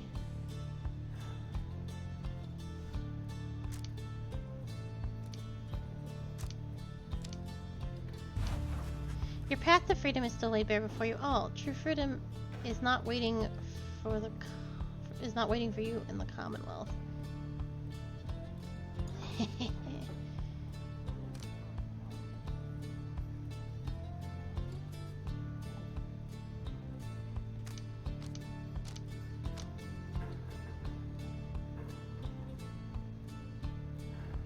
Clear now that not all of you are going to return. Surely this is weight heavy on everyone. But something far more vital is at stake.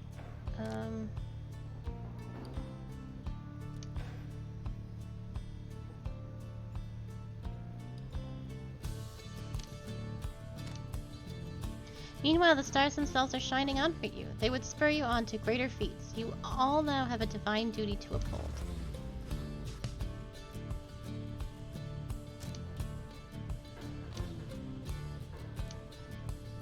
You are now, you all stand poised to ensure the world you leave behind for your loved ones. each other is a world worth living in. If you believe any of this, but then trust what your heart is telling you. Trust that you may prevail together. After a brief period of reflection, you share one last sentiment with the group.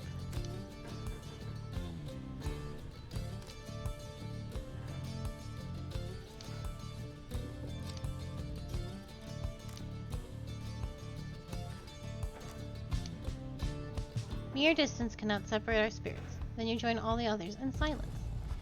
Thus do you remain together with your thoughts. No one speaks for time, but then... Damn right, my friend. We've stood together time after time, and I'll be right there with you till the end, no matter where we end up. Thou wouldst dare change this ancient world, Rating One, and yet thy words are tinged with certain truth.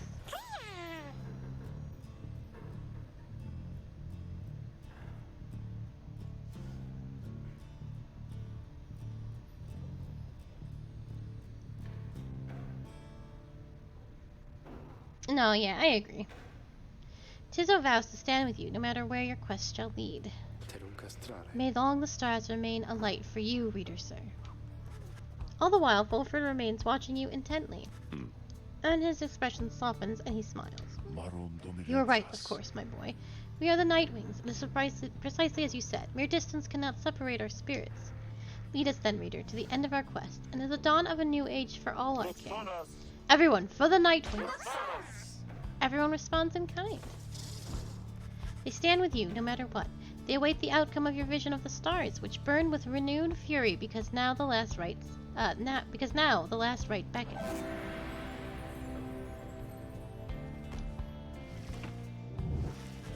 The stars above now burn with what appears to be desperate fury, many more of them than usual. Your path is yours to choose amid a myriad of stars.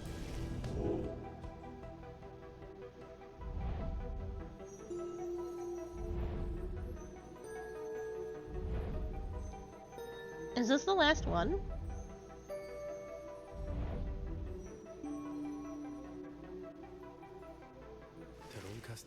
So the eight stars of the stars of the 8 scribes, they shine together now as one. The lone minstrel draws breath as though surprised by what he sees. He backs away and averts his eyes. This is another sign the rites are soon to see. Few chances yet remain to confront your adversaries you have met during your journey.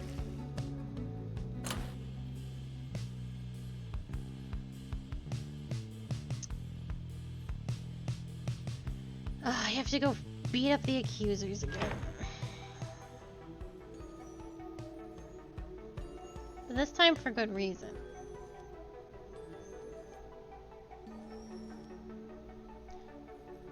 That nerd got me once is an insult to my pride.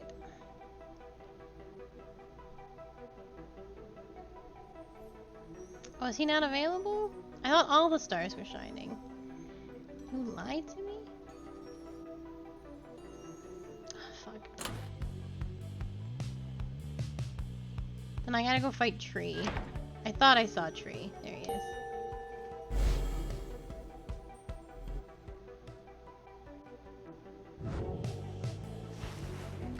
Your next adversaries are to be Chastity, handed by H. Manly Tenderstuff. They would prevail in the rights not for their freedom, but for fame and fortune in your commonwealth. You and the lone minstrel then go over what he knows of your next adversary. H. Manly Tenderstuff, the offspring of a semi-famous sap industrialist. He was born into wealth and lined up in the lap of luxury, never having to fend for himself. When he came of age, he was soon offered a cushy ambassador positions that required little more than silver tongue to convince the Commonwealth that he was keeping busy. He soon grew so proficient at doing nothing at all that he started spending his family riches to assert his fame and status. One day he attempted to pay off the wrong individual, a particularly stern Commonwealth diplomat who promptly turned him in and had him sent downriver. Manly was very disappointed by all this, but soon saw in it an opportunity, for he knew well that in the inner circles there were those who had gone into exile and returned. Thanks to his connections, he tracked down the Chastity deep in Waking Wood, who finagled his way into a primitive using his well-worn skills.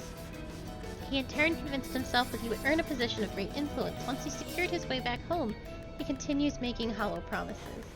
A shame that this Manly and this Chastity are nothing like the scribe Luceren and do not share his values. Now it is time we rested, reader, given all of today's travails. You and bid the lone minstrel good night and take your leave.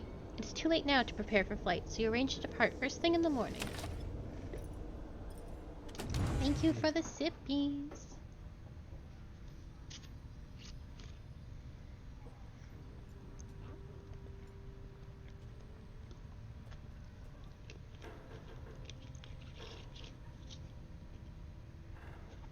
Okay.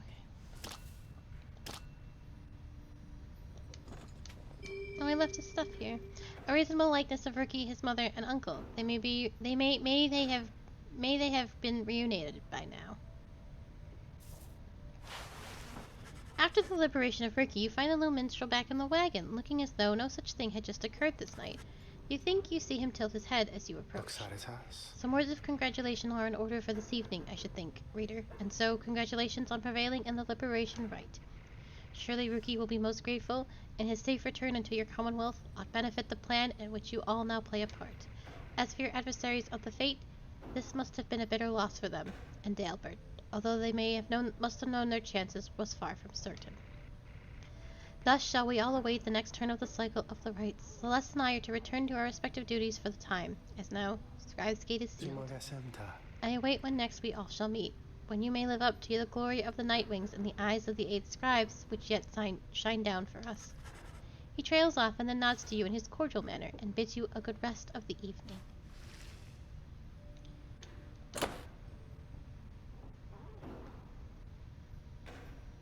Oh, these poor dudes. Yeah. Looks like it's gonna be... Well, if I beat them, it's gonna be these dudes for sure, probably. Ooh, 60% chance.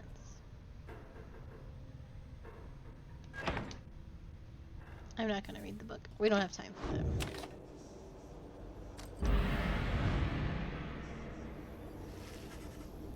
There is no time now to return to Moonlight Clove as before, as the stars already urged you on. Everyone is ready to make haste for the pit of Milith.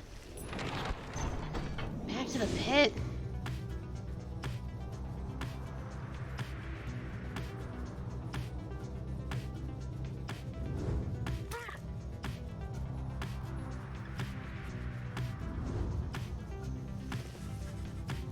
As the wagon soars across the skies above Waking Wood, you notice Volfred appears lost in thought, and you cannot sense straight away what he is thinking. Do not mind me, reader. It is simply that being here in this vicinity brings back a lot of memories that gives me much to ponder. I hid within those woods for many, many years, making preparations for our plan. I cast aside my remnants and became untraceable. There I waited for the plan to germinate, so it means a lot now to be here, above that place at last. Quite the view, wouldn't you say, my boy?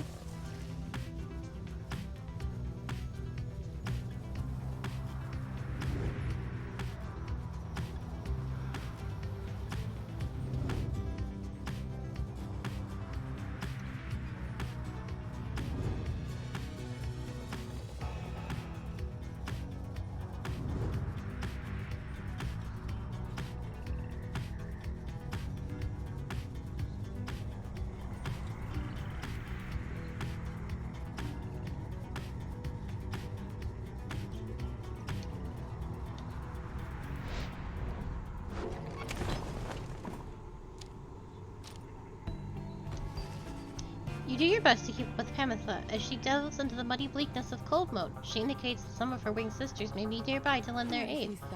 This is as far as you can follow, reader darling. Please excuse me for a little while. She swoops off, leaving you on your own. Some time passes, during which you can almost feel the downside encroaching all around you. And then... well, that was certainly interesting. I suggest we get out of here.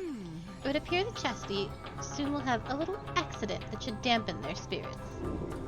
Pamitha ensured that Chastity shall suffer -3 hope for the next rite.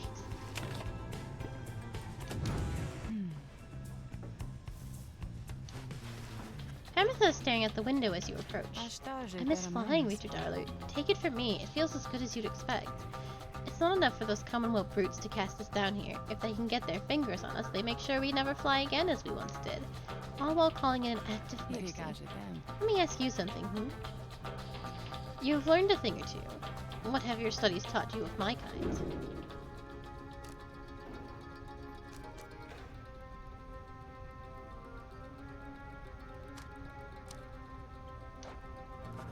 You understand that long ago there was only one tribe. They flew together and conquered the known world, but some of their descendants were born different. These wingless ones had little choice but to tend the land with their hands of flesh. Over time, the wingless ones were disavowed, abandoned, and it was said that they were born under dark stars. In time, they formed the Empire, and they fought back. Not all the winged and angels were at odds, and famous harps such as Saint Tristan Thissis proved kinship could be possible. Nonetheless, old hatreds were not easily assuaged. That is fairly accurate to our account of things. So in a manner, you yourself are brother to me. My kind certainly aren't known for their good sense of humor, I can tell you that. My little tongue got me into no small amount of difficulty till I learned to keep it well under control. The mountains I come from, the views are certainly something, but there's a bleakness to it, being surrounded only by those consumed by desire to avenge. We're very proud like that. I bet you're vying to be the strongest, to kill most of you. That way we might just get a shot with the prince. Continue the line if he even exists. Imagine that being the best case scenario, darling. She shakes her head. Anyway, I was just thinking I rather enjoyed traveling we've done. The change of scenery has done me some good. Perhaps I'll stick to wandering after all this. In fact, I fancy some wandering right now, if you'll excuse me. She heads out of the wagon into the muddy bleakness of the flagging hands.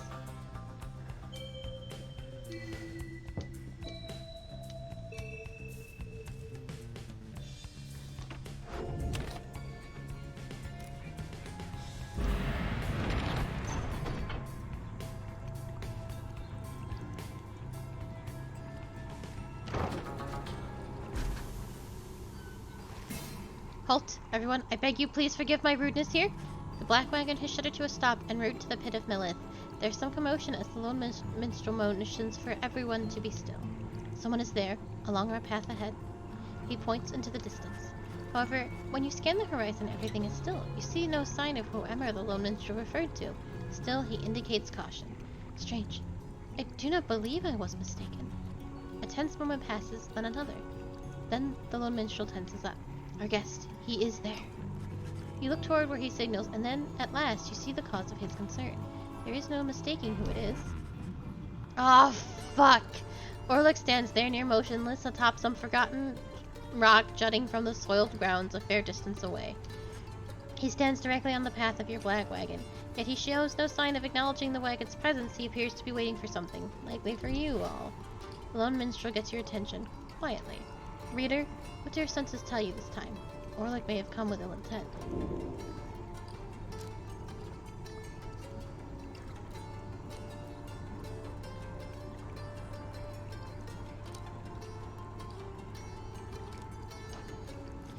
There has to be a way to reason with Orlick and bridge differences between him and his former primitive.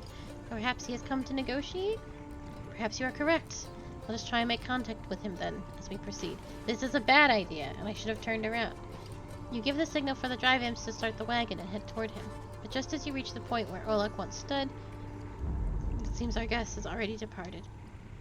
Let us remain watchful as we proceed on course. Indeed, Orlick is nowhere to be found now. The unnerving encounter causes everyone to fall silent for the remainder of the trip. Okay, well, that could have been worse. Your wagon finally arrives at the pit of Millith, where there is still no sign of Orlick or your next adversaries, for that matter. Your companions organize a search about the premises, leaving you to watch the wagon until the right commencement.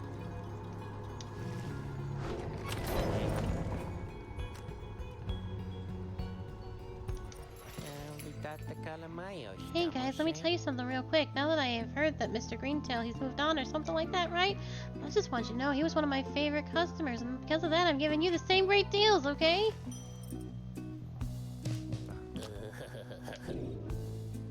Great taste. Great taste.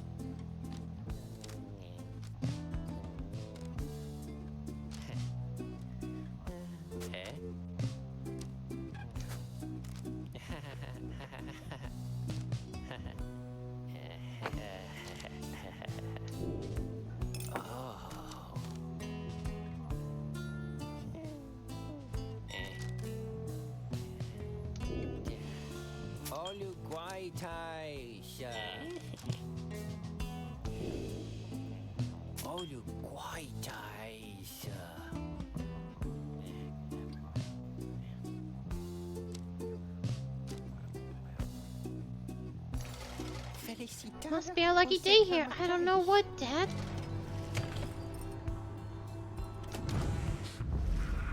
Something is wrong. Someone is here, alone with you.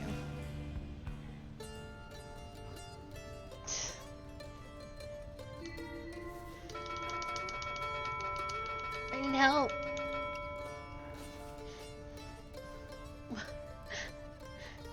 Am I the girl that rang bell and no one's gonna come when I'm in danger?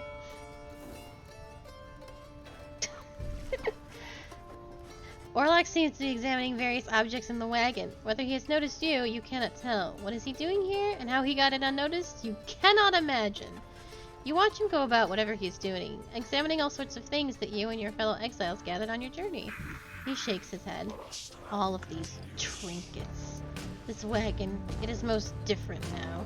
Welcoming, and yet I am unwelcome here, it seems. In my own wagon. He directs his gaze at you, acknowledging your presence for the first time. You, a mere shadow. Tell me something. Who are you to them?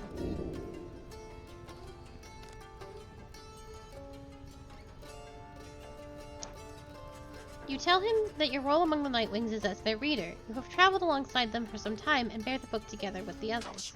You were a fool then, reader. You let them use you willingly. Relay to them a message for me, Shadow. Tell them I shall have my night. He strides right past you towards the door, but then turns to you again once more. I shall have my night. Dude, okay. I bet you will. You're really strong. Then Orlok is gone.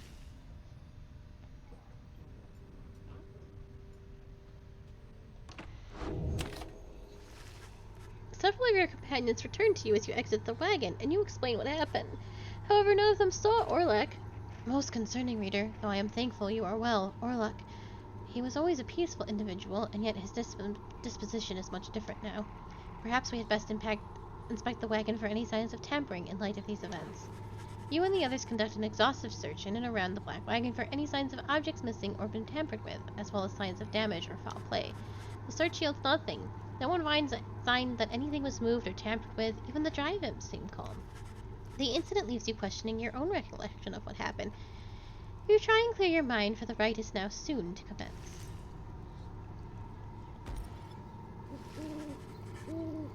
Everything is prepared, and the night is beginning to take hold in the above the gloomy hollows of the Pit of Meleth when Wolfred gets your attention. Reader, I suppose you might remember our first meeting with that manly Tindertoff. He would be mortified, of course, if you forgot. I would say that he is an embarrassment to my kind, but unfortunately I've known many others like him.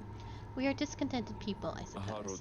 Anyway, when last I saw him, you might recall that I avoided him. We are not good acquaintances or anything, but he knows enough people in high places that he could be harmful to our plan should he know of my involvement, and so Wolfen dons his ritual mask. I shall have to be discreet here, as I am with the Nightwings once again. I can no longer hide from him outright. Perhaps, though, he shall take from me a common sap. Anyhow, it seems we have a right to conduct.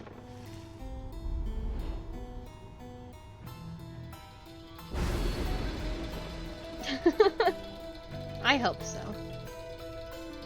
I hope he's incredibly miffed.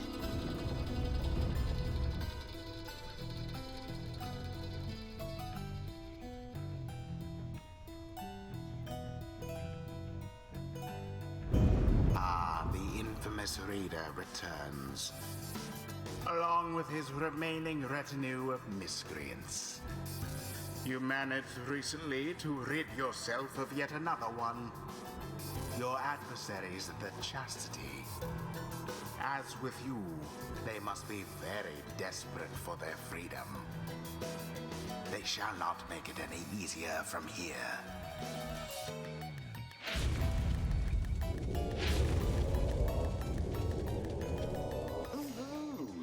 My, what have we here? Why, the Nightwings come to grace us with their presence once again? Are you perhaps intent on humiliating us even more after last time?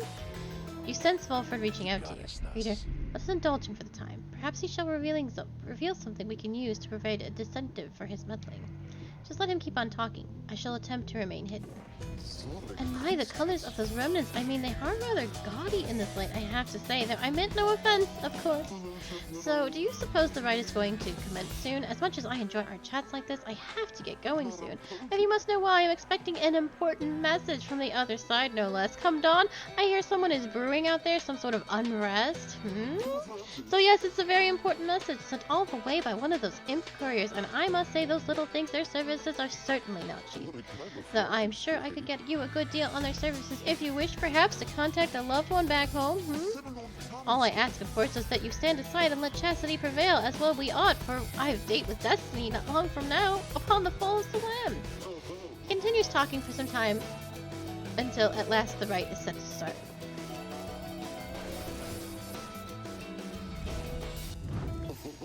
Oh, my, look at this wonderful assembly of exiles! Come from all different corners. Such a colorful retinue you Nightwings have. You know, I heard the most preposterous rumor about you that you are harboring an especially notorious criminal, one of who has stains upon the Commonwealth itself. He looks right at Wolfred. But I could not imagine such outlandish tales could possibly be true. Anyhow, I would like to meet everyone here. Hello, good Nightwings! I am H. Manly Tindertuff, and truly it is a pleasure to make your acquaintance. Manly has intruded on your privacy as you set to choosing your primitive. He could not be less welcome. He seems to be searching for someone in your race.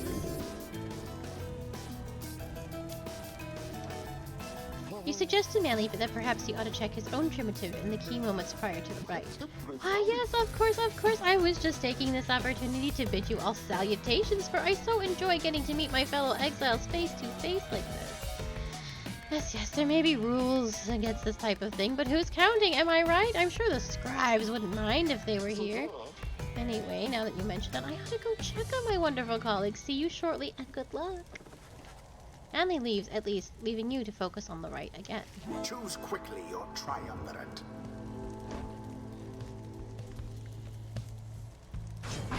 Faye. Krastia? Anatha. Exalias.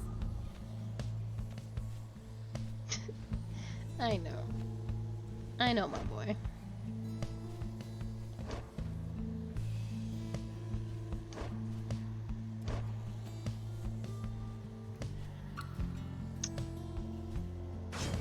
Gertrude. It is done. This insufferable sap, a blight upon his kind, an adversary we should like to pick apart. Are you quite ready, O Nightwings? I doubt you are. Because my colleagues of the Chastity and I, we have a trick or two we think shall take you by surprise. Just watch. Ah, shit. I meant to put the rings on. Now begin.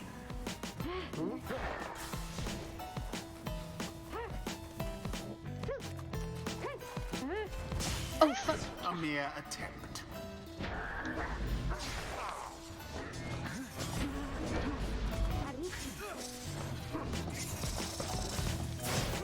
I'm very sad for the chastity.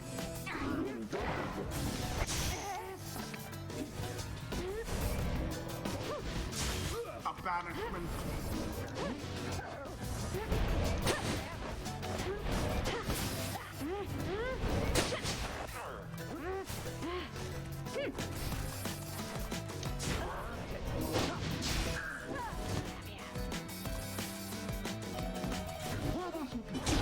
The Nightwings Oh, it was thus violent. assert themselves.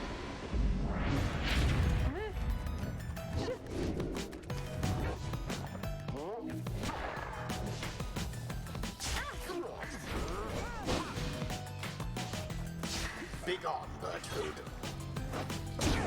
Amatha has doused the flame.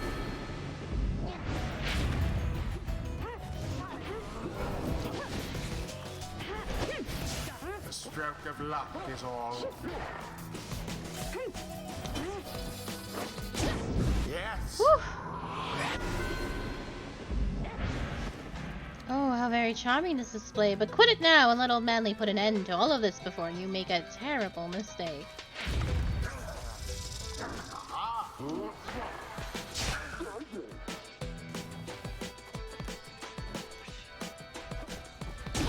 She soared right in.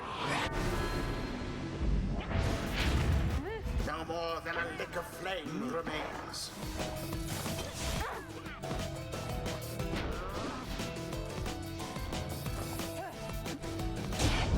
it is done. The Night Wings prevail. And what a crushing victory it was. The ceremony is complete. My word, how could this happen to me, you deceitful, ignorant, utterly uncouth pack of fools? You have any idea what you've done? Volford watches the outburst in silence. Keep spouting off like that, Manly, and you shall receive all we need to know. You harbor such a fear within your heart there, don't you? Coming from the aristocracy, and now in exile. How they must speak of you. What would they think of you if you don't get out, or even if you do? Volford remains deep in thought, studying his adversary. There, I see now. Then Volford recedes into shadows. Oh, What? My head, who? Seminole Oh, I Forest. believe there must be some mistake. I have to go. Ta-ta! Fine evening to you all now, and it's been a pleasure, genuinely so. Manly stumbles away in a stupor, Noventas. and there he goes. I've lifted certain burdens from him for the time. A bit of mercy for his sake, for my people's sake. As well, it should ensure he has no lasting memory of our encounter here, or running into me. Now let's be off before he catches up with us again. Bask now in the wisdom of the scribes.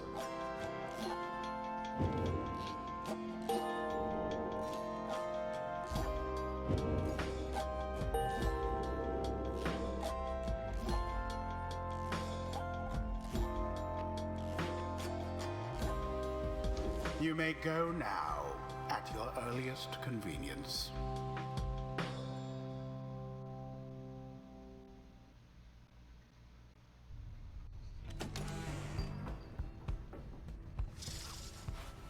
Back at the Black Wagon, you find the lone minstrel examining your fellow exiles after they thwarted the chastity almost effortlessly. It is plain to you that none of them look well. The lone minstrel notices you there and returns to you.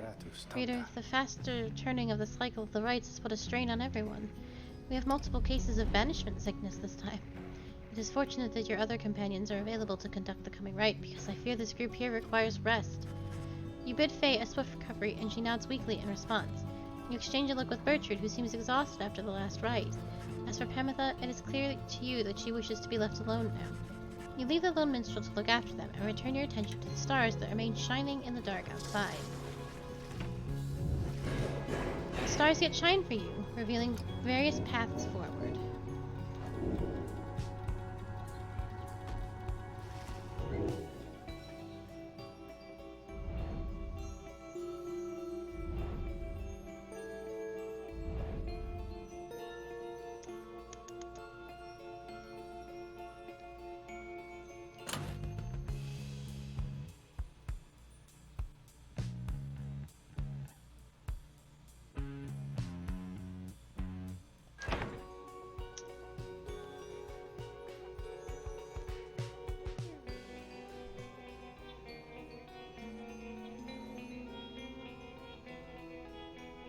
Was it only 3?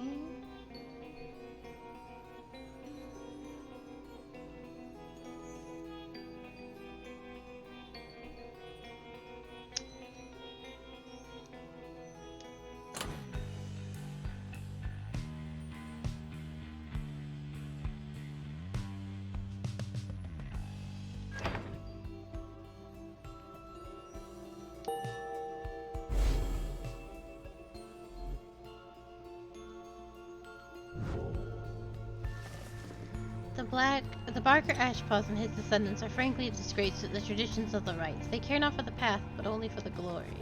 He then shares for you what he has heard about your next opponent. Barker Ashpaws, a vile little cur whose pack of dissidents conduct the rites more for thrill than freedom. Back on the other side, Barker never quite took to the culture of the Commonwealth and often ran afoul of the law for various acts of boorishness or vandalism. He always promised to go straight, and any time he found a certain niche, for he was an accomplished hunter, and the people of the Commonwealth did have an appetite. Barker relished the hunt more than anything, and he spent his earnings on a variety of questionable things. One particularly raucous evening, Barker was caught relieving himself on the front of a statue in the Archjustice Anirobes, the 4th, and that was the end of his citizenship. On the downside, he caught the notice of the dissidents, who observed his speed, ferocity, and fearlessness. He soon became the best of them. Barker's reputation grew among the exiled curs of Jormor Valley region, where he is feared and unafraid of taking what he wants.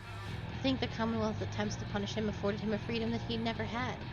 Oh, but it is very late. Good night, my boy. I know, Pamitha. You wish Volfred a restful evening in turn. It is too late to take flight, though tomorrow you can press on.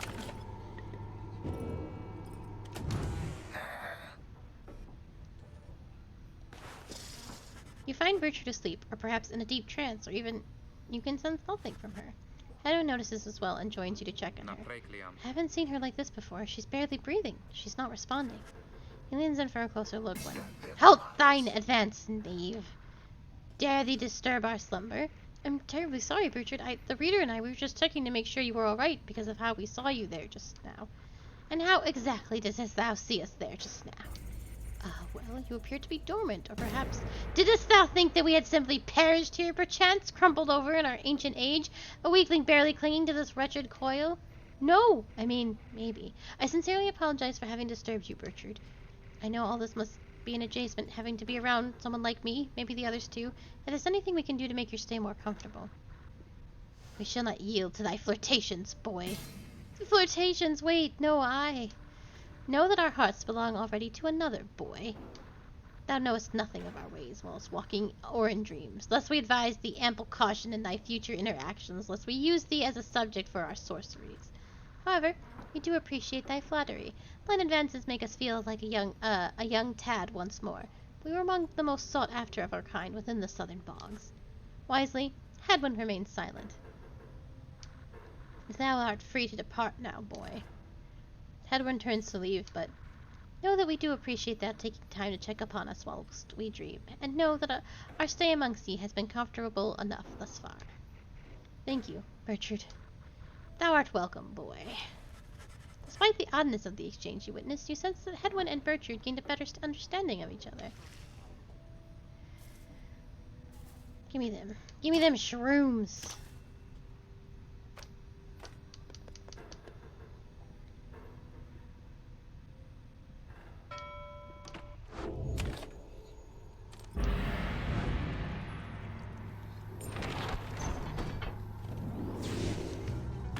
I'm so sad that I don't have my MVPs.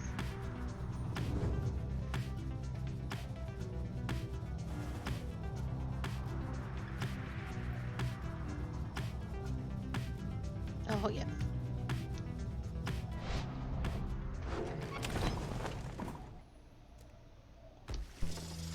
A foreboding feeling stuck with you since your arrival to the dusty weights of Gillahive. Some of it spreads to the others in the group. Tomorrow is another day, but for the time we'll have to ride this out. We must like this wretched place. You decide to focus on pursuing your vocations until the black wagon is ready to move on. Well, this man isn't going to train himself, so I'm not going to use him if it can be helped. I should be interested to see which lessons you have taken from the book. You and Volfred compare thoughts on how each of your fellow exiles can contribute to prevailing in the rites, and in which groups of three they maybe can achieve their very best. The rites demand we act as of one mind, in perfect unison and harmony, and free of any doubt. I've grown more accustomed to being part of the Night Wings of today. Using the shield ability. Let's do that. The three must act as one, or so says the book. All of this to test our faith in one another and ourselves. Thank you for the sippy.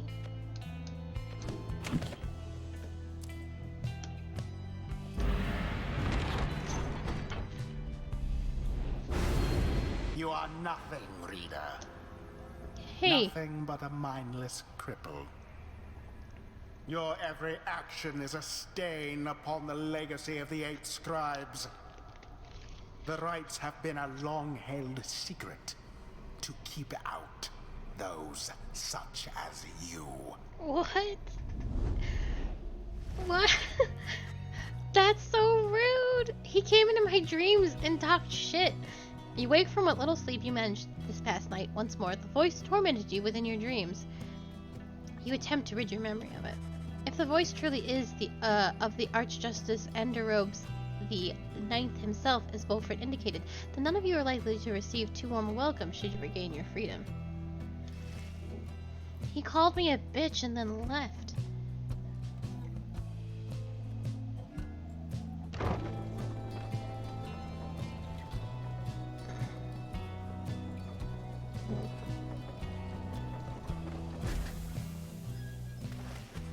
A messenger imp with news or rumors from the other side comes huffing towards your wagon here in the desolate sprawl of Jormore Valley.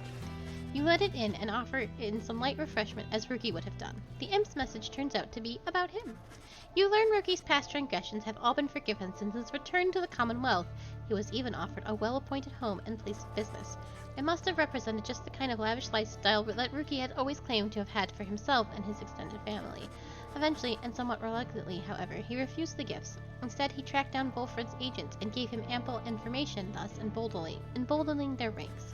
The last bit of the message sounds as though it was transcribed word for word from something Rookie said. It simply reads, "The rest of you better get back here soon, or else."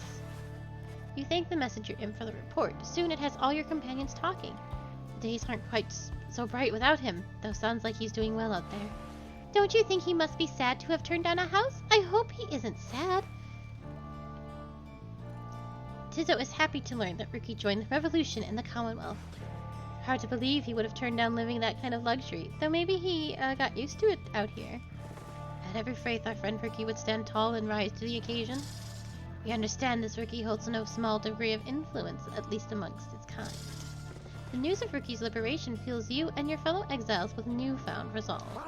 The messenger imp accepts some scraps to eat from you and rushes off. Your companions gain a +1 hope for the next round.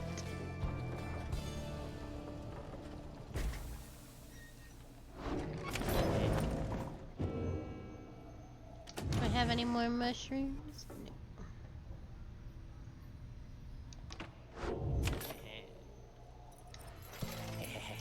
Hey, it's you guys again. Just come on and have a look around all the stuff I got, okay? I got some good new stuff here pretty recently. Maybe you've seen it before, maybe not. I don't know. It's just... Yes. Quite nice. I think I already got rid of Rookie's thing. Yeah, because I bought the rings, and then I immediately forgot to equip them to anybody. I need to give somebody... Oh shit, no, that's a good ability for you. I'm gonna actually give you... I need that. Thank you. Oh, she can't go next round. Ah, shit! This is the worst. I need to actually give you this. Oh, fuck. You worthless tree. Okay,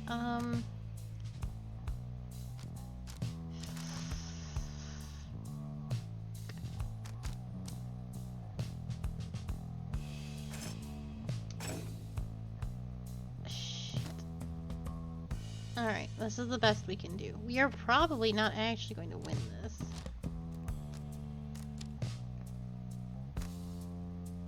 We can definitely try.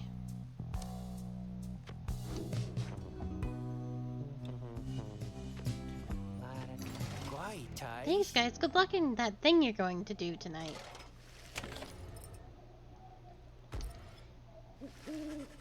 The night grows dark over the spring of Jemur, and you and your companions stand prepared for the appointed place at the appointed time.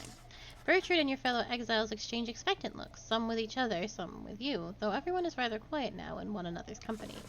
You sense a vague concern in Wolfred, perhaps at having to confront the dissidents once again. As for Pemitha, she seems very much at peace, waiting for the stars to signal the commencement of the rites. She does not have to wait for very long. Instinctively, you clutch the Book of Rites as the stars above take hold of everyone's attention.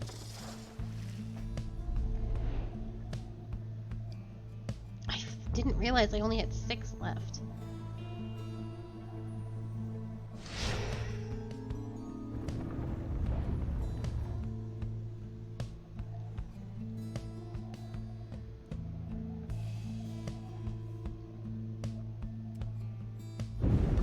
Reader, I am still very cross with you, you know.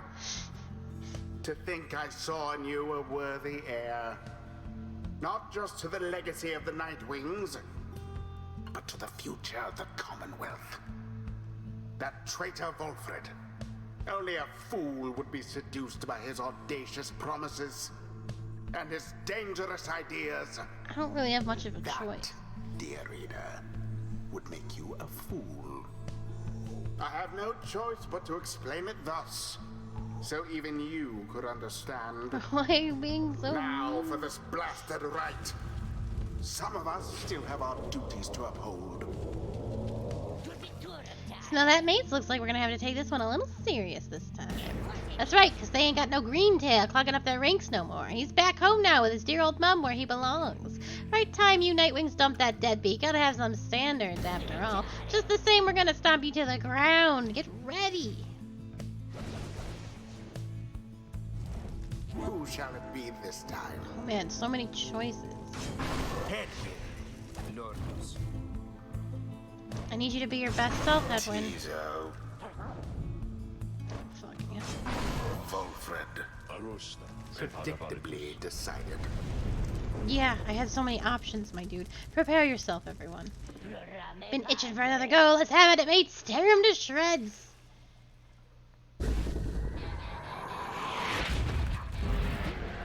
Begin. The knight's first banishment.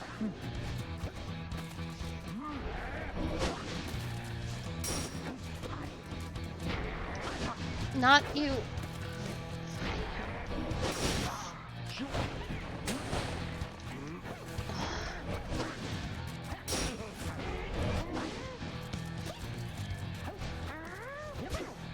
Ah. 'Tis taken. Your adversary's Pyre is the first to falter.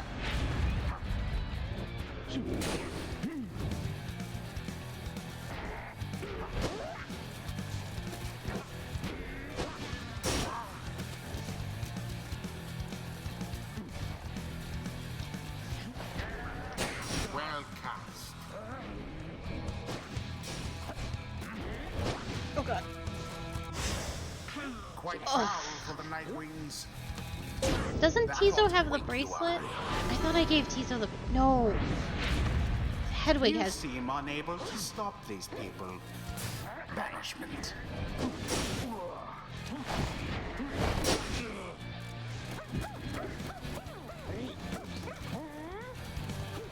Tizo doesn't have the bracelet. Hedwig has the bracelet. Because Tizo has the better weapon. Fuck. I forgot. wonder shall the Nightwings press their luck?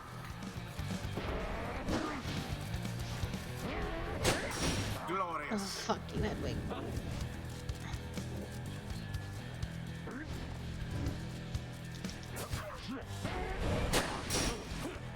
Oh god. I fucked that up. Beneath contempt.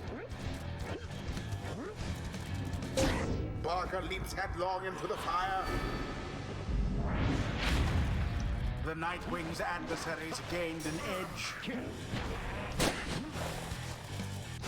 Shit. So sorry for the wait. I didn't there, realize reader. all my dudes had gone down. Fuck yeah. Okay, fine. The orb. Fucking hell. There it is. Oh, come on then! Take this serious, will ya? We're just getting started.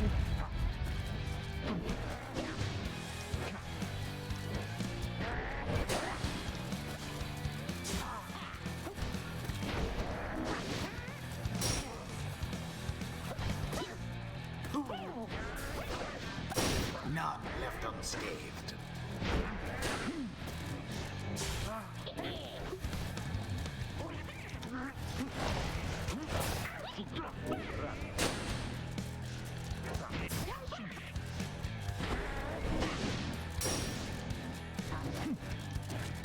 Go! Oh, Hedwyn doused the adversary's flames.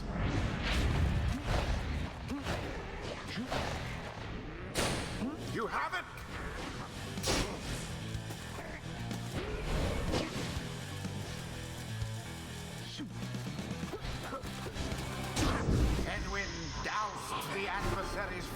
weapons. Best not get overconfident, Nightwings.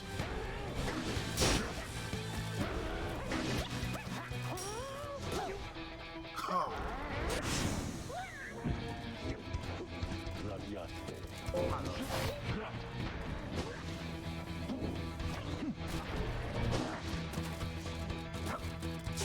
The orb slips from your clutches.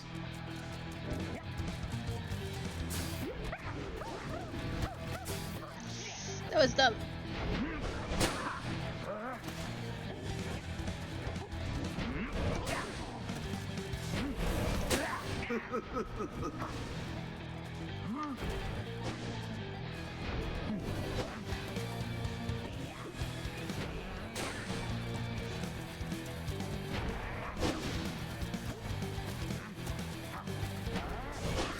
Oh, so close. Oh! From burning flame to ash. Your adversary's pyre now burns brighter than your own.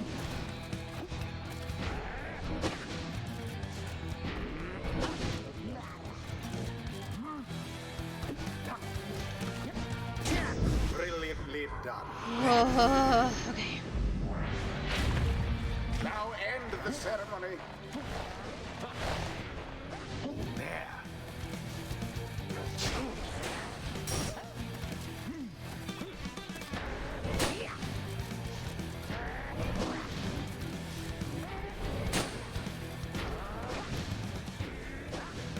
Alas for Hedwyn.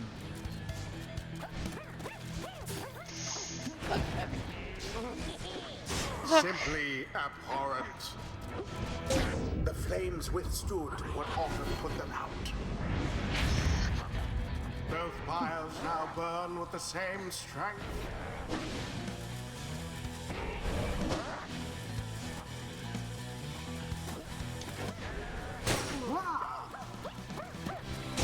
And it is done. The Nightwings prevail yet again.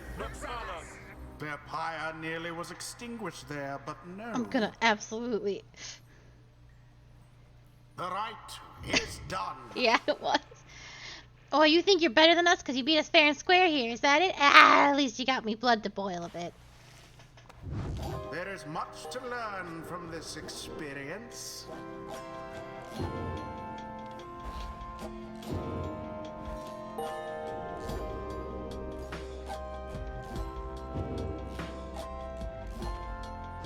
I thought we were Take your screwed with sordid Volfred business because he's like someplace the else. worst. I just can't get. I'm sure he's good. I just can't get his tree talents. He requires you to maneuver with him when you don't have the ball in hand, and that's not something I can do. There proved little time for rest at the Black Wagon after your fellow exiles secured victory over the dissidents despite their best attempts to stop you. Those afflicted with banishment sickness seem to be doing better, at least, and express gratitude to Hedwyn, Tizzo, and Volfred for their efforts. Just then, the lone minstrel appears before you. No words escape his lips, but you can guess full well what he has come to indicate to you, and follow him back out into the darkness. The stars above seem to be few and fading, and yet one still shines, defiant. The path to freedom reveals itself once more. He doesn't run, which is like a huge problem for me. He can only shift, and so I would jump over the ball over and over and over again, and I'm like, please. I have to dunk on these dudes. You notice that the lone minstrel's standing there with you, regarding the night sky. The great guardian and I, we have paid witness to the liberation rites upon the fall of the Solemn for a long time. We have seen so much, and so I'm a bit taken back as all, to see something which I have never seen. You look upon the stars together for a while, then. I wish for you good fortune, and the wisdom of the scribes on your ascent. The lone minstrel leaves you alone under the night. It has grown very late, and you need rest. The Black Wagon shall have to take flight again come morning.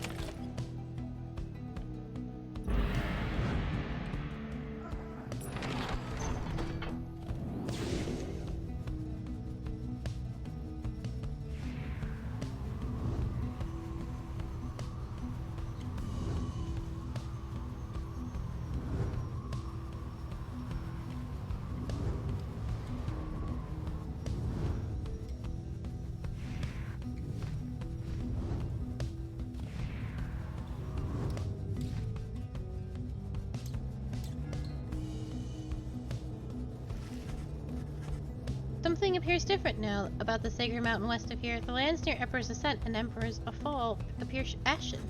On the other hand, the once precarious regions below, which you now know as the Temple of Hyrule and Temple Cistern, were swept clean by the elements. Hedwyn observes alongside you.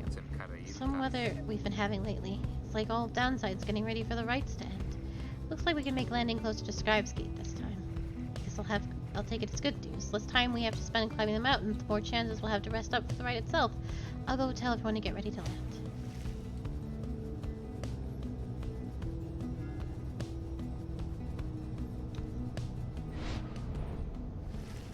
You arrive once more among the fading glory of Mount Aladil. It appears that Lundell and the accusers have already arrived along the other route.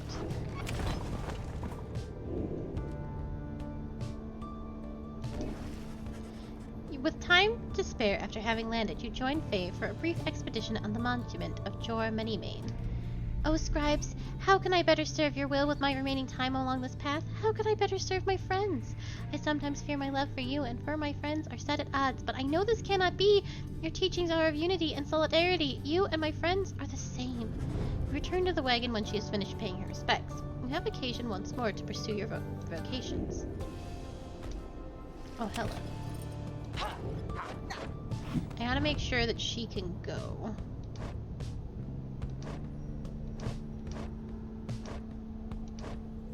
Oh, she definitely can go.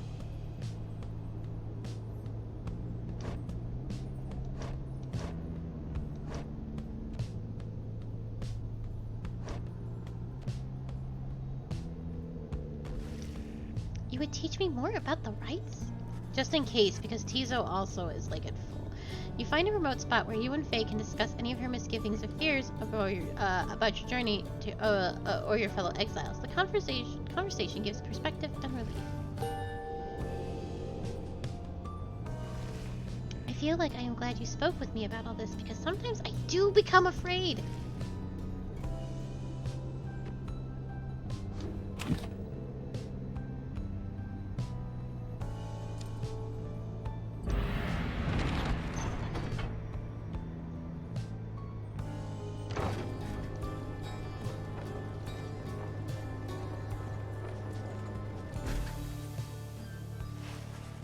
Again you stand before the Scribe's Gate, where the Great Guardian regards you all above an archway carved from stone. The exiles of the Night Wings, you must know by now, once the stars no longer shine, the rite shall cease. For now, step forth. Except for you, Tarek. You stay right there. Greetings, Celeste. The Night Wings are prepared. And as for me, you shall not blaspheme under the gate again. Do we understand each other, Tarek? Aye, Celeste. I apologize for my behavior before. I shall adhere more strictly to my duties. Be sure of it. Now each of you come forth, please state your names and what it is you seek while crossing Scribe's Gate. One by one, your companions cross the gate until it is your time to do so, and you follow them in turn. The gate guardian regards you all, then waves you through towards the summit. The 8 scribes bid the Night Wings welcome. Go forth with glory. Am I free to accompany them, Celeste, or shall I remain here? She looks at him a while. You are free to accompany them, Tarek. As you will, Celeste, until we meet upon the summit.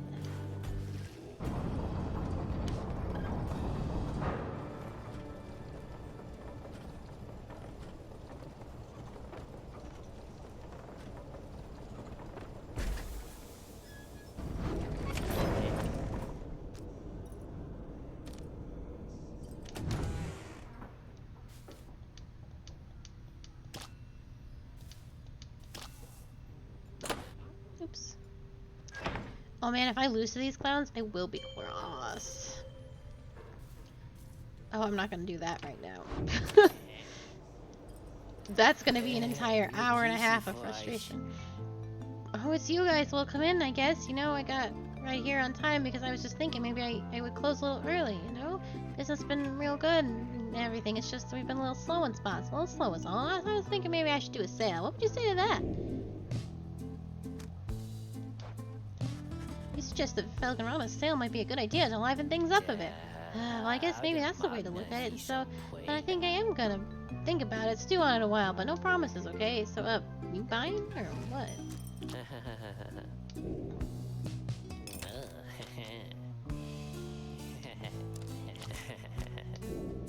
Great taste. Oh, what's by flinging the orb at them. Oh, that's so good. Malo, Meliotion Well, fries. pleasure's all mine and Dad's, you guys.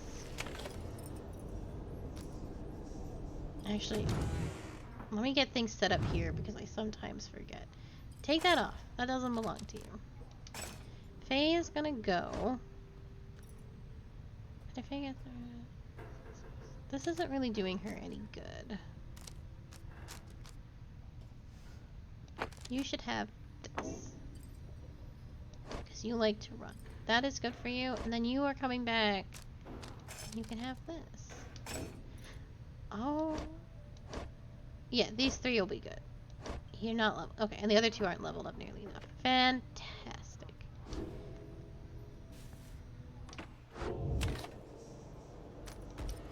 I feel good about this squad. Once more, the time has come for the liberation rite, where one among you can go free if you prevail. Freedom is likewise at stake for your adversaries, the accusers. As your companions gather under the fall, awaiting the commencement of this vital rite, the lone minstrel finds you and regards you in his calm fashion. Night is falling. These moments prior to each commencement, I must admit, they give me pause, knowing so much is at stake during the trial that is to come. Tell me something, would you, reader, to ease the waiting for us both. I've traveled far and wide, even beyond these lands, however. The Commonwealth I know only through word and song. I sometimes think of what life would be like out there. If you were not ensnared within this place, and free to roam your country, what would you have done with all your days and years, rather than striving here under the stars?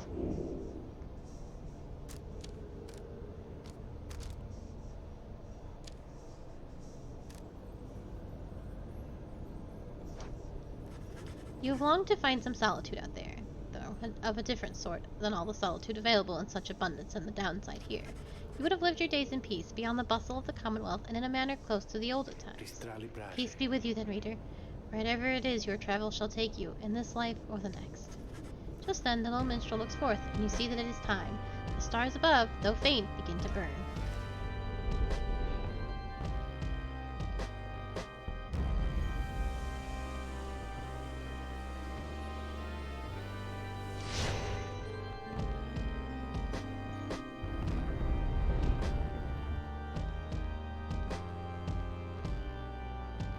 The burden of the question of who most deserves their freedom is about to weigh upon you once again.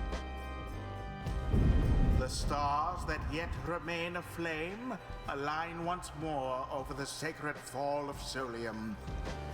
'Twas here that the 8 scribes ordained the glorious tradition in which you now participate.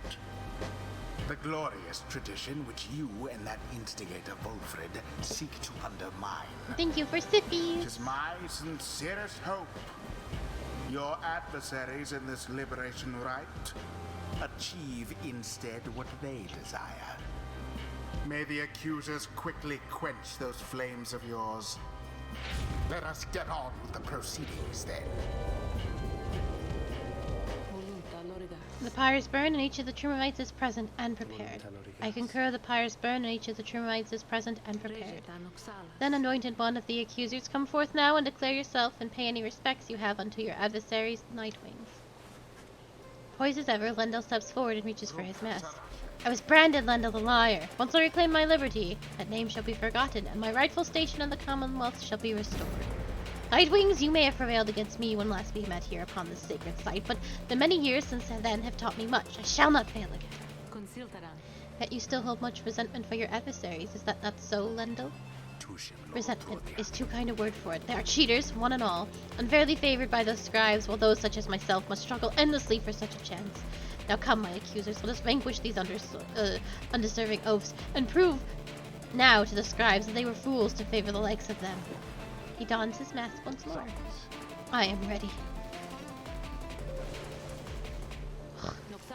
Nightwings, on behalf of those, on whose behalf shall you conduct this liberation rite? Choose quickly. May you heed your heart in making your choice, reader. I trust you are prepared to play the hymns with me, Tarek? Always, Celeste. Whom do you endeavor to return? Faye. Oh, you mean me? That I get to go home? But the 8 scribes, what if they still want me to stay? Who shall strive for her? Tizo.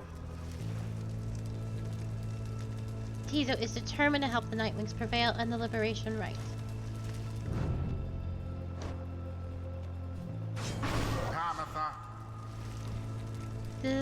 This one's more for you then, Reader Darling, and I suppose for her. With that out of the way, Come then, Nightwings, and look upon me one last time, for by dawn I shall be free, while you all wallow in the terrible defeat we have in store for you.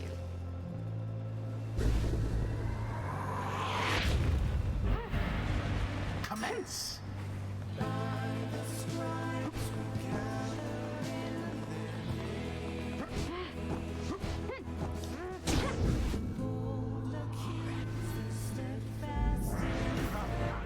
You imp! He signals out Tizo from across the sacred grounds. The indignity which you have brought upon me all those long years, tonight it shall be washed away as I at last return unto my post. Long had I toiled in this abominable place, only for you, pathetic wretch that you are, you of all things, to thwart me and my accusers on our moment of triumph. It was a small consolation knowing that the Nightwings fell apart soon after, a misfortune which you doubtless wrought yourself. As for we have clawed our way back to this mountaintop, you sniveling, loathsome little beast, and this time things are going to transpire in a very different manner. Just you watch. But Tizo just stares right back at him, betraying no emotion, and then he claws at his mask. Certain imp expressions resist translation. Suffice it, Tizo does not hold Lendl in high esteem. It seems, Tizo does not hold Lendl's mother in high esteem either. Then he dons his mask once more.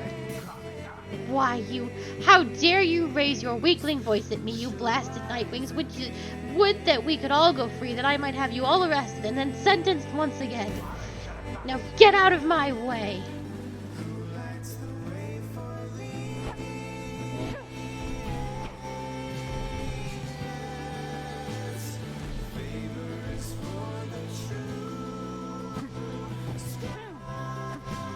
Later.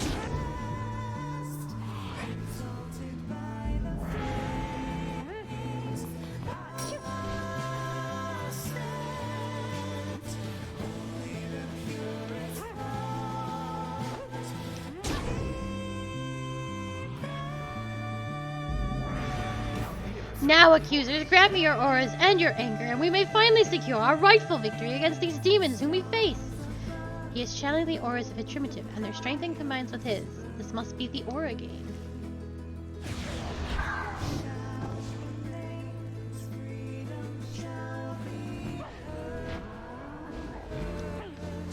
Oh shit, that was my bad.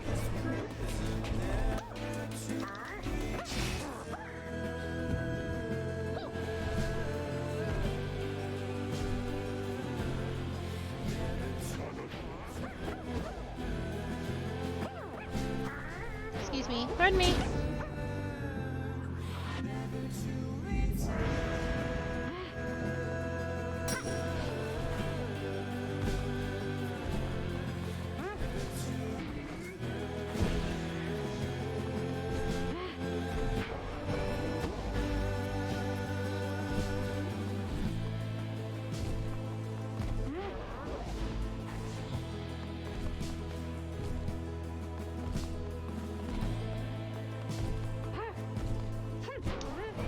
Oh shit! I were that one, I'd be rather angry. Oh, I thought she was dead. Well, such is life.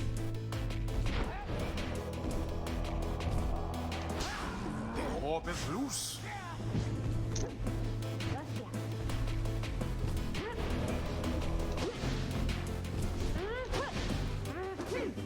Oh, She played me. oh, you poor Nightwings. I got played super hard. That is over. I played that sloppy. Oh shit. A swift Shit. recovery. I need to be more careful.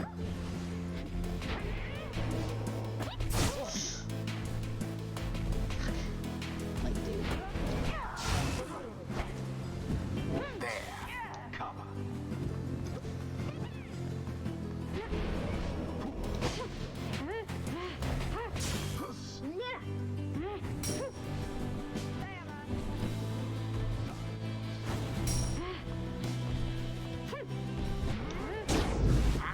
sacred law.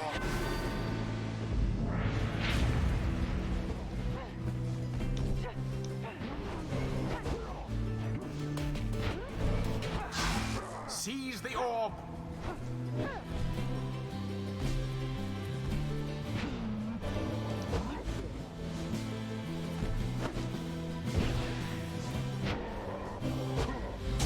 Righteous fire. Once more like that, and we are finished here.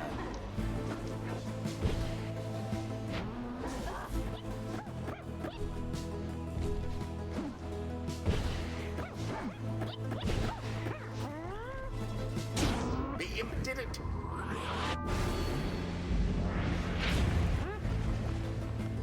Now then.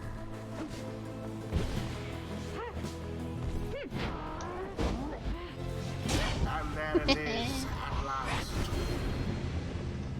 The Night Wings proved their worth. As for their adversaries, they did not. I know. If I hadn't played that sloppy, I would have Thus absolutely ends the liberation rite. fucked that dude and his And mother. thus, the scribes have chosen the exile appointed by the Night Wings shall be free, absolved of all misdeeds, return to glory in the Commonwealth. Her adversary and all others shall remain to carry out their rightful sentences. If he wasn't such a cock all the time, I feel like I would really like Lindblom. But he really is such a cock all the time. Blast you, Nightwings. Again, you cheated me. Have you no pride at all in this tradition? If he doesn't win, we've clearly cheated. I can go home. I think this means I can go home. She shuts her eyes. By the scribes! By the scribes! But what will happen now to you? To all of you? Can you not come with me? No, no, they say not yet. The scribes, they say not yet. Although I think your time will come. Your time will come. And I will wait for you because I don't have friends back home. At least I didn't used to, so I want you to come join me there, okay? But now the scribes are calling me, and so goodbye! She falls into the shimmer pool, and she is gone. Goodbye, and please, oh scribes, watch over them, okay? Godspeed, moon-touched one. Perhaps the scribes are watching even now. Watching as their glorious tradition draws to a close.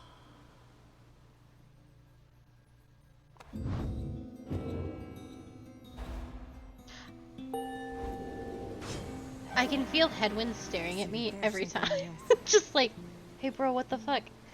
I used to soar above the mountains with the high-wing remnants, and we would see the Commonwealth shining down on the horizon. It enraged us, the mere sight of it. I can fly free no longer, yet that anger, I don't feel it anymore.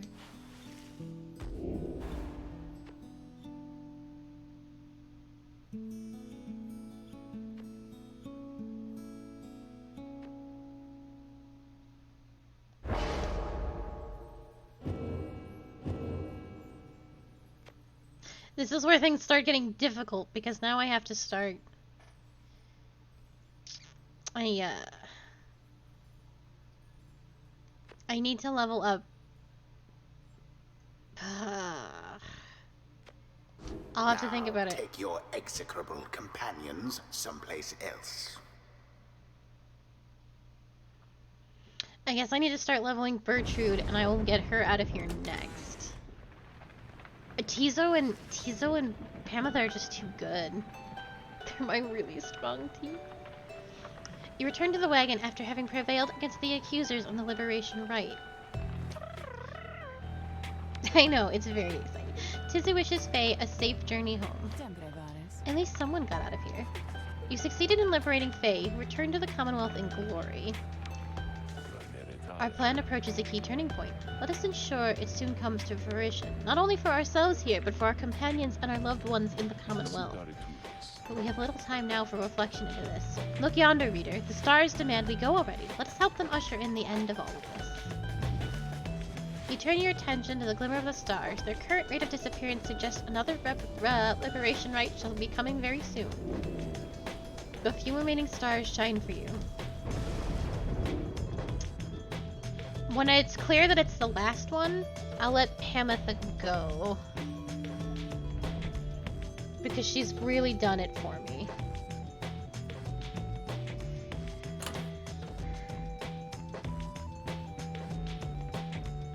I wish it would tell me. 72% chance. Yeah, I'll let her go for sure when it's the last one. Maybe I let Tizo go next time, and then I do Pamitha, Hedwyn, and Bertrude for like the last couple. I think that's probably what I'll do.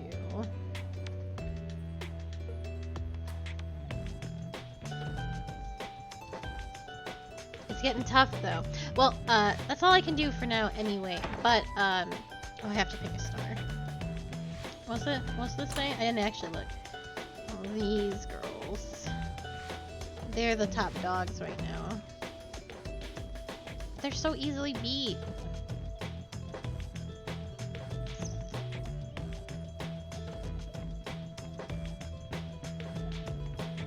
Chastity, Pyre, Hearts, Essence.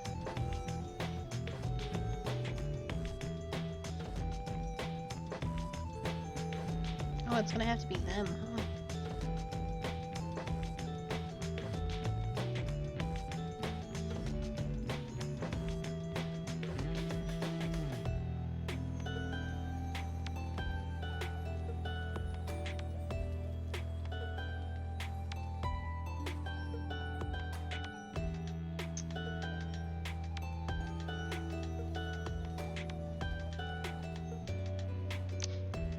What if I just really disrespected these people?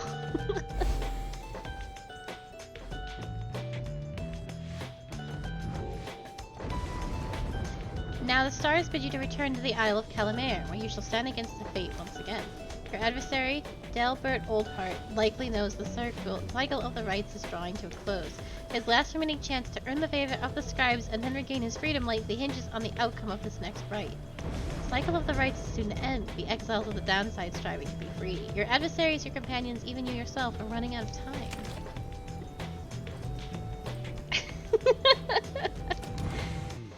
Okay, so tomorrow I will spend probably the entire stream trying to get this tree to do his rite. That'll probably, maybe it'll make me better at the tree. No, it won't. And then we'll gosh, I don't know how many streams are left, because we're doing two rites a stream. But it's been fun. We're running out of companions that I can use, and that is getting nervous, and it requires me to use my brain, and I hate doing that. But that is going to be it for me. I will be back in an hour with Nier Replicant, and we will definitely 100% be doing the ending C and D today. So that will be fun and exciting, and probably a wildish ride if I remember things correctly. And then the start of Route E, which is brand new to the new version. So I hope to see you there. Otherwise, more Pyre at 2 p.m.